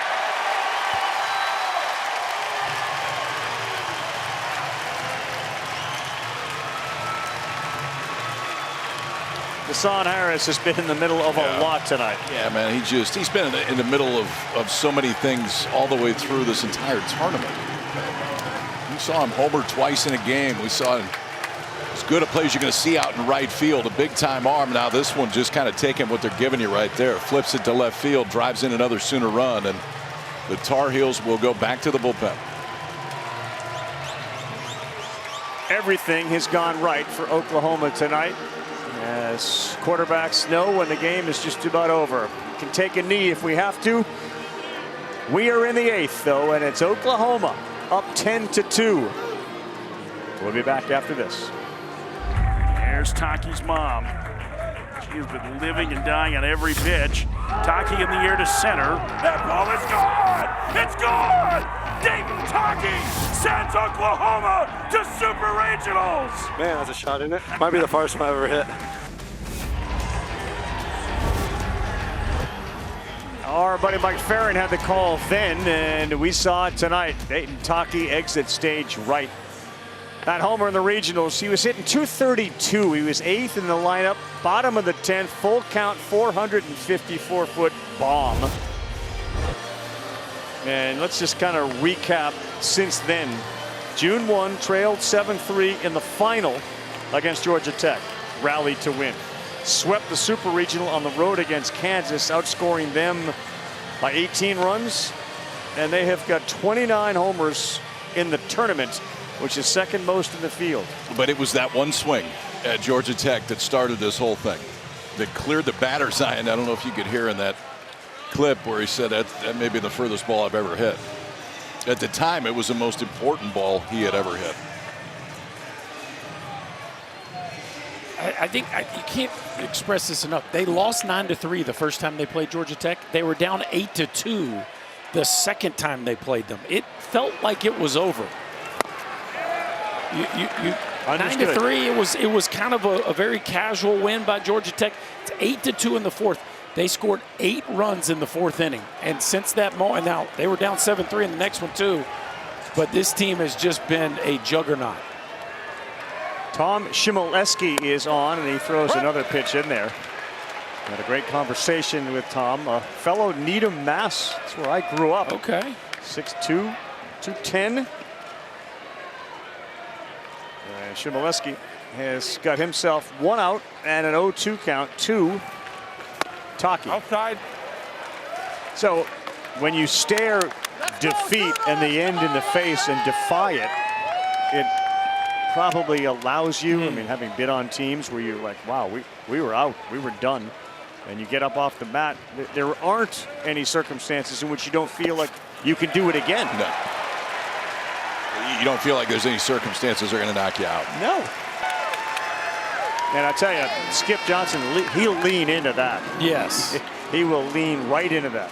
You look at the circumstances that they had to overcome within their story and the programs and the teams they had to beat to get here. It really is a remarkable of a run as you can remember.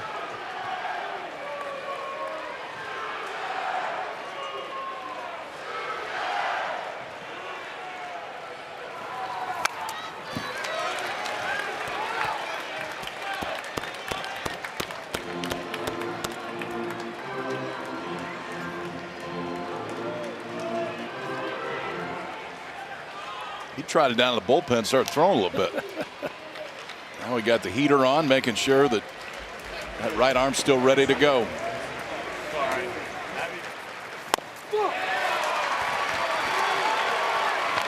Shimoleski comes in and strikes out Taki. Second out here in the 8th inning. Slider right there for the grad transfer from Princeton. Go get your degree from Princeton, and we grow them that way in Needham. I'm aware of that. Yeah, he's picking you up over there.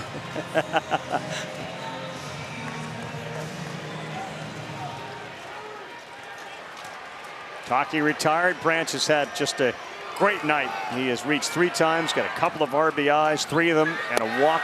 Outside.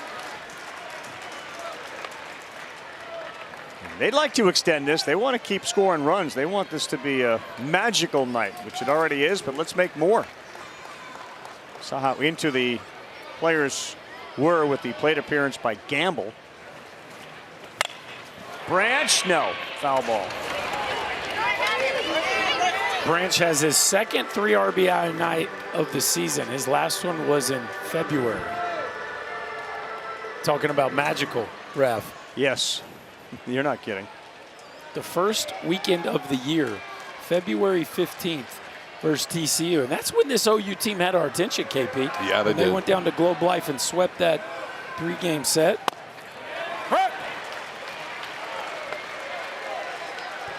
Which, again, leads to them believing in what they were capable of. And the idea, boy, you guys are hot. You're hot. Nobody was willing to say you're also really good, except the guys that wear the uniforms.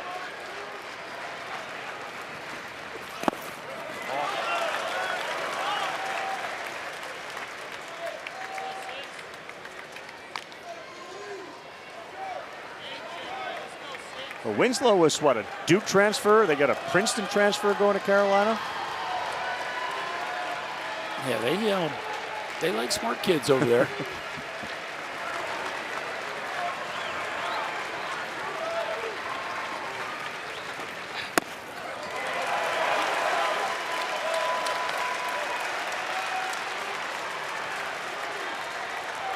Kyle's mom has had a wonderful experience here. Dad's on their feet. They're looking for one more big hit from Kyle Branch.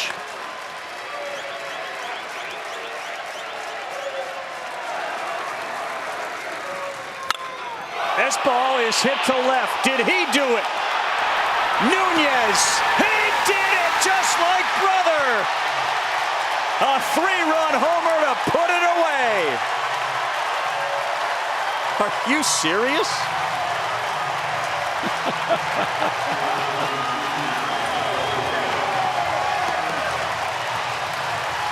Just the 4th home run of the year for Kyle Branch.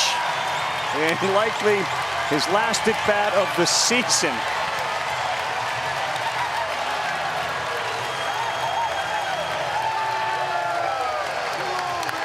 Chills, man. That's chills right there. It just is that.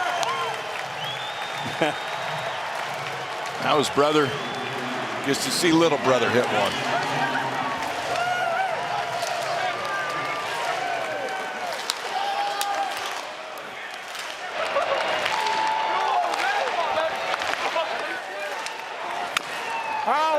Said same face he was making. Exactly right. When he saw Colby hit one. Now he gets to make it about his own. He was 1 for 16 in the College World Series before tonight. 3 hits, 6 ribbies.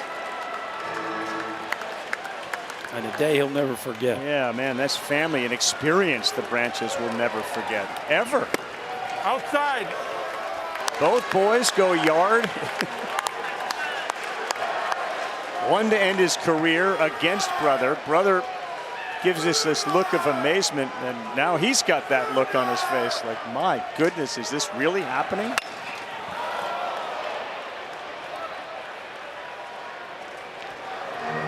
Not like number 6 is a big home run guy now. No. Just his 4th on the year, his 1st in the postseason. Of all the homers OU's been hitting, that's his first one. Pretty good time to do it. Oh, yeah. Nice dig, dude.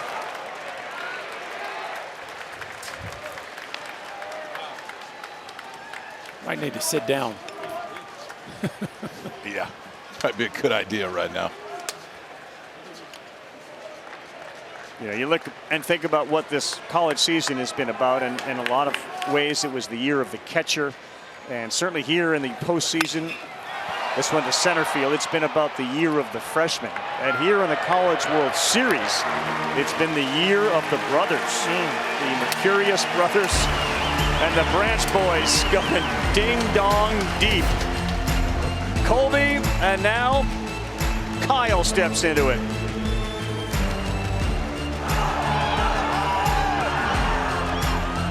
Utter disbelief. It did go over the wall, and both boys have gone yard at the College World Series in Omaha. Oklahoma have a party, 13-2, all Branch all the time. Well, let's take you back to Wednesday in a blowout game in his final at bat. Colby lifts one. Kyle can't believe it. They exchange a little high five, low five, and then a big hug at the end. And then here tonight in the championship game, he bat flipped him. He knew he got it.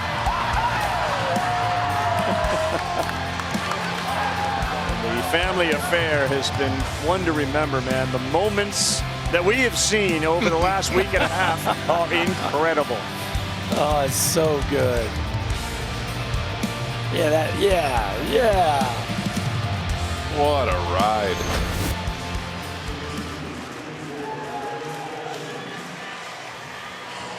They've got a lot of memories and a couple mementos to go back home to Texas with, because after that game on Wednesday where they faced each other, the umpires went and got the lineup cards, found them after the game, said this is something we don't usually do, but thought this was a special enough moment that we wanted you guys to have the lineup cards. Yeah, well, good on the umpires for doing that and reading the room appropriately.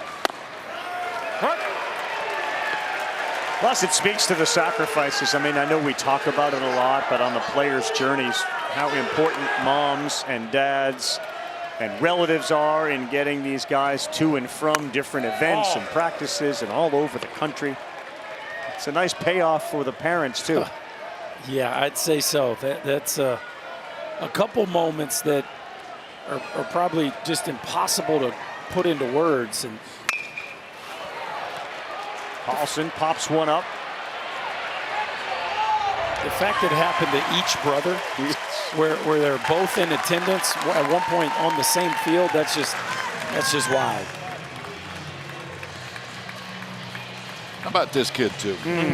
I mean, everything he's been through in the last year, loses his dad about a year ago, and transfers to a new place, has to meet new teammates, understand everything else. He's had an awesome year and has shown very well here. Yeah, he sure has. And again, we talk about the role of parents when he lost his dad.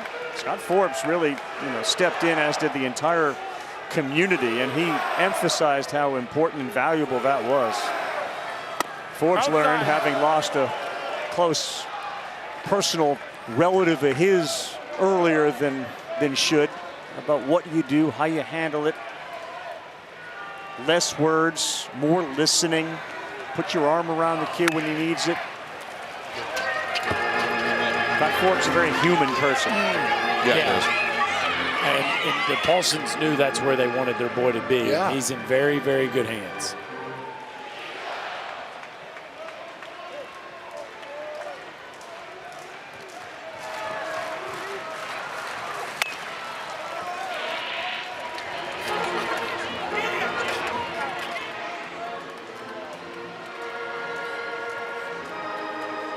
And for Cooper Nicholson, again, living out his dream. You hear a lot about dreams, and this guy used to come to the College World Series. Rosenblatt here now, and Charles Schwab said, I want to play for Carolina. I want to play in the College World Series. And that's when your folks, especially at a young age, are like, okay, I like the dream.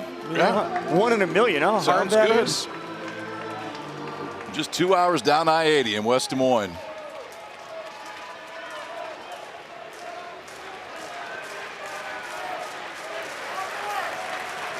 LJ fires 2-2 and a jam shot fouled straight back.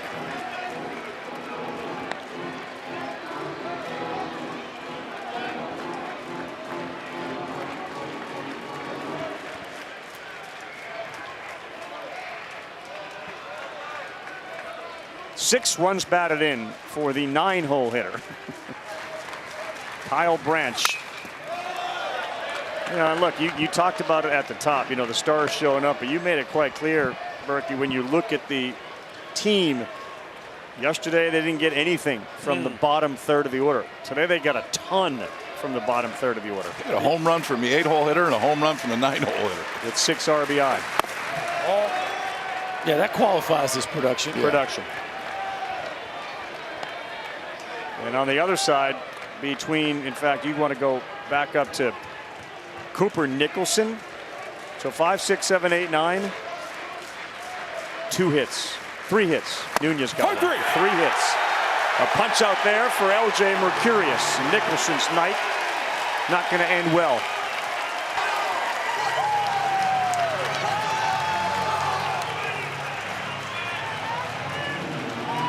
He just keeps mowing them down, KP, and LJ Mercurius has really blossomed into a star here once he's gone to the bullpen. I would guess he's going to hear his name called come July. Yeah, I would think so. Heineck center. Walk in the park. He's been great. Another souvenir for those still hanging on. We are through 8. They are 3 outs away. Mercurius is determined to seal the deal and get them a title. And it says it all. The Sooners boom in a big way at the most critical time. Bouncing back in that Georgia Tech series and rolling like thunder through the rest. 13-2 with 14 hits and 1 error. And all sorts of hugs and high fives for what appears to be our next national champion. I'd say he's done, boys. I'd say he's done, and I'd say he has earned the right to give some hugs right there for LJ Mercurius. Came into this game and it was a 3-1 ball game in the 3rd inning. Allows 1 run and then allows that offense to heat up like they have for the last month. Good work, kid. That's the hug he's been waiting for. There it is. Oh, that's special.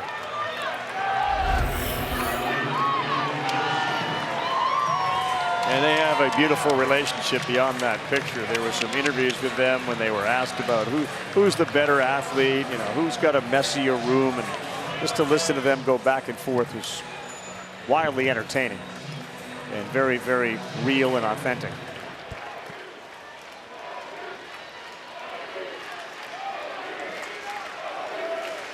Cam Johnson's got the do factor going as far as long balls. He is the only Sooner starter that hasn't homered here in Omaha. Outside. The new pitcher for North Carolina is Kyle Percival. Senior left-hander. And obviously didn't get a lot of work this year, but cool by Scott Forbes to get him in this environment.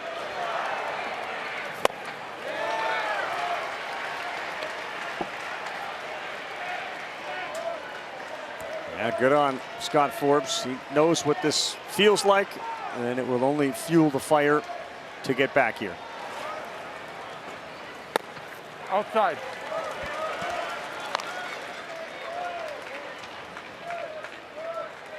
Sometimes the plan does work out.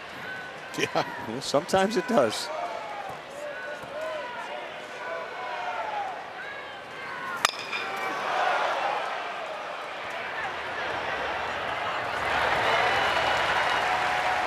One man down in the ninth as Nunez comes in to make that catch.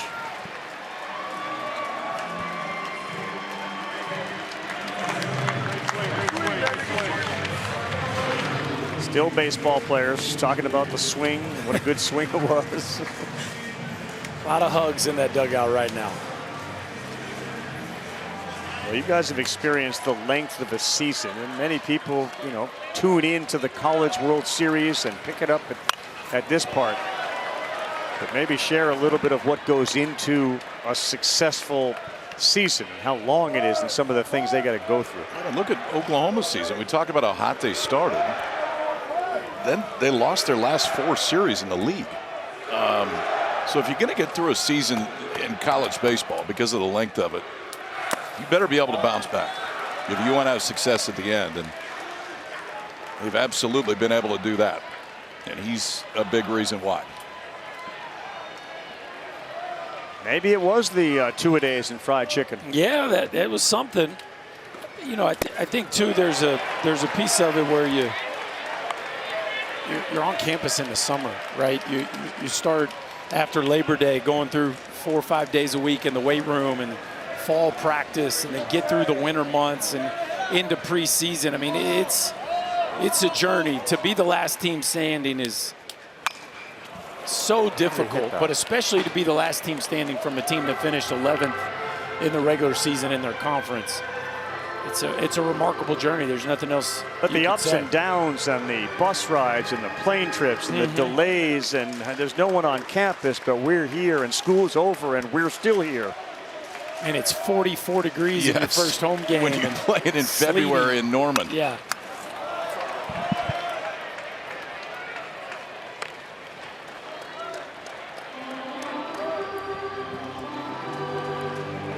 I'm excited we get to see that arm for a couple more years. He was something else.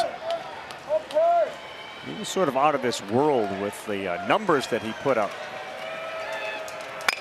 A chance on the ground. They go right into the shift, and Gallagher will throw him out as he's looking forward to getting that gear back on and catching the final out and winning a World Series. I would say he can get used to working in a starting role next year as well. Yeah, that was a quick answer from Scott Forbes. You're going to be starting next? Yes. Yep, Friday night. Yep. Got that covered. Kid from New Jersey, Glauber, who ended up going to South Carolina, made varsity as a freshman. He just does things on an accelerated basis. Varsity as a freshman in high school, ended up closing games, won a championship as a closer. And it looks like it's going to be 29-1 as this one is grounded to short. And that will end the top of the ninth. Let the coronation begin. The Sooners will get 7, 8, 9. And Boomer Sooner Nation is on their feet, ready for the school's next national championship. Stay with us. It's 13-2 with 3 outs to go. 1994, the last national championship for the Oklahoma Sooners baseball team, a team that featured Ryan and Damon Minor, Russ Ortiz. Chip Glass was the most outstanding player. Tim Walton was on that club. Bucky Buckles was on that club. Bucky Buckles was absolutely on that club. And they knocked off Nomar and Jason Varitek 13-5.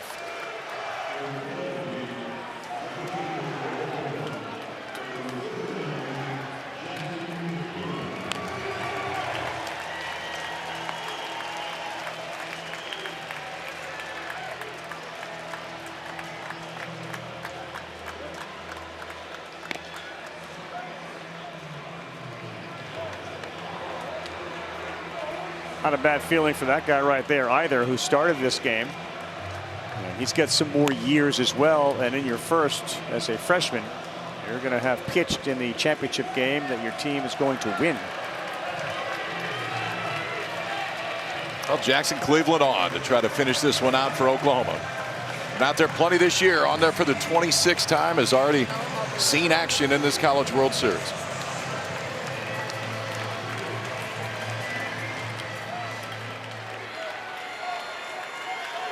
(13-2) is the score for Sooner sports fans, a familiar score. As that first one is in there for a strike. They last won the college football national championship at the end of the 2000 season. The 0-1 Orange Bowl. The undefeated Sooners beat Florida State. The final score was 13-2.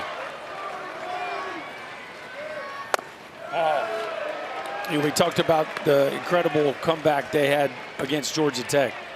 Jackson Cleveland pitched in back-to-back games against the Yellow Jackets. Gave them 6 2/3 on back-to-back days as part of that magical story that will always be talked about when they talk about the Sooners winning this national championship. And Cleveland not only did that, but then closed the game out against Georgia in a one-run ball game the first time they beat the Bulldogs here in Omaha.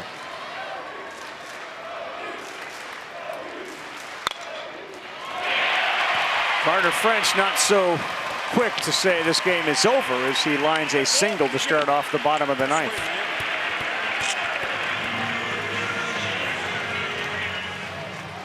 Think about the offense that Oklahoma has put up with 13 or more runs the entirety of this season.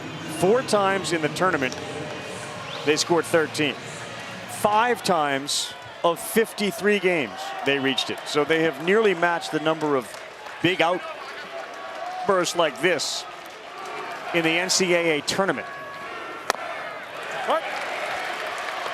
Out of superlatives. it does. It kind of gets to that point. Out of explanations. Just. They got, I mean, look, they are good. That's obvious. Oh, without a they doubt. did get hot. No question. Both can be true. Yes. Yeah, we talk about these moments every year. The kids that are out there that are not only playing in this uniform for the last time, but playing in a uniform for the last time. And Carter French is probably one of those. Going to med school right after this, will be a doctor, but man, what a way to go out. Yeah, that is strike 3, and Kellis is gone. Yeah, the good doctor down there at first base is going to be taking care of people someday, maybe orthopedic surgery, but he also has the memory of 2 incredible catches in the 2026 College World Series. French and the fence got to meet.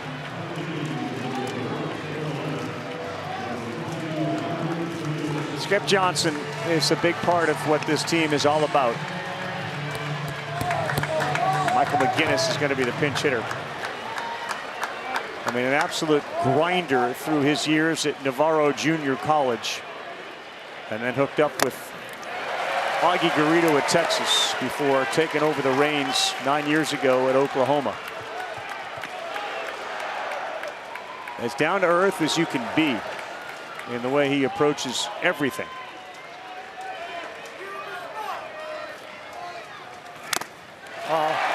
Yeah, he's seen about everything the amateur game has to offer. The one thing he hasn't done is hoist the trophy as a head coach. 2 outs away.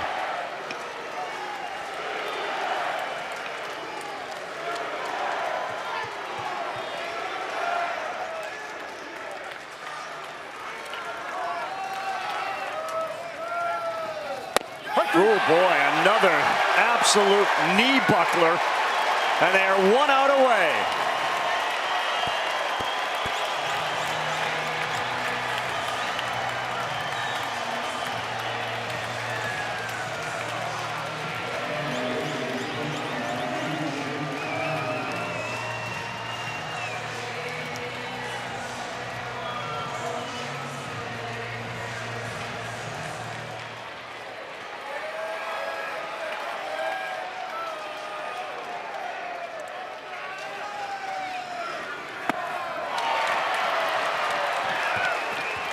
Strike one to Schaffner.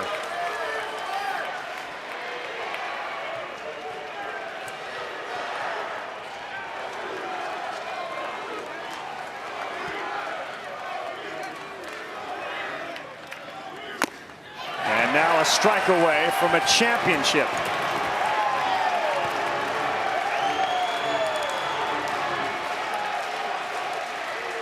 What a celebration there will be.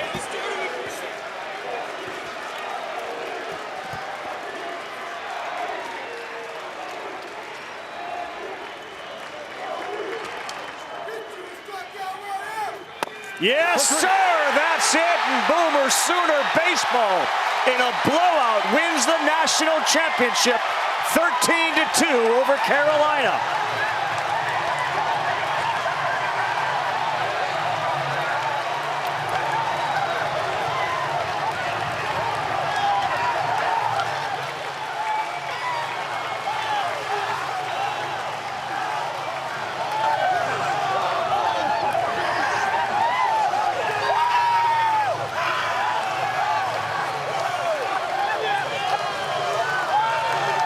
A dominant run through the NCAA tournament for Skip Johnson boys, who get a chance to dogpile between third and second base as they win their third title in school history.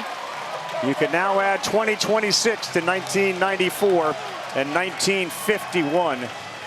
And it was a no doubt about it performance, boys, in game 3.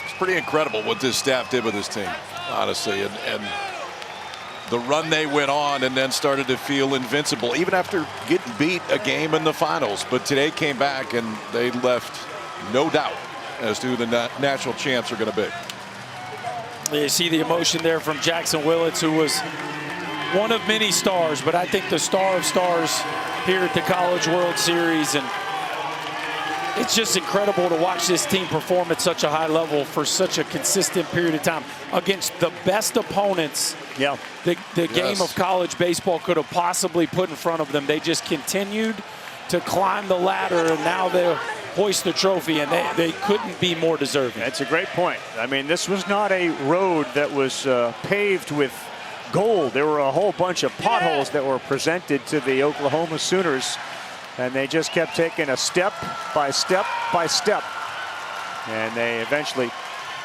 knock out North Carolina.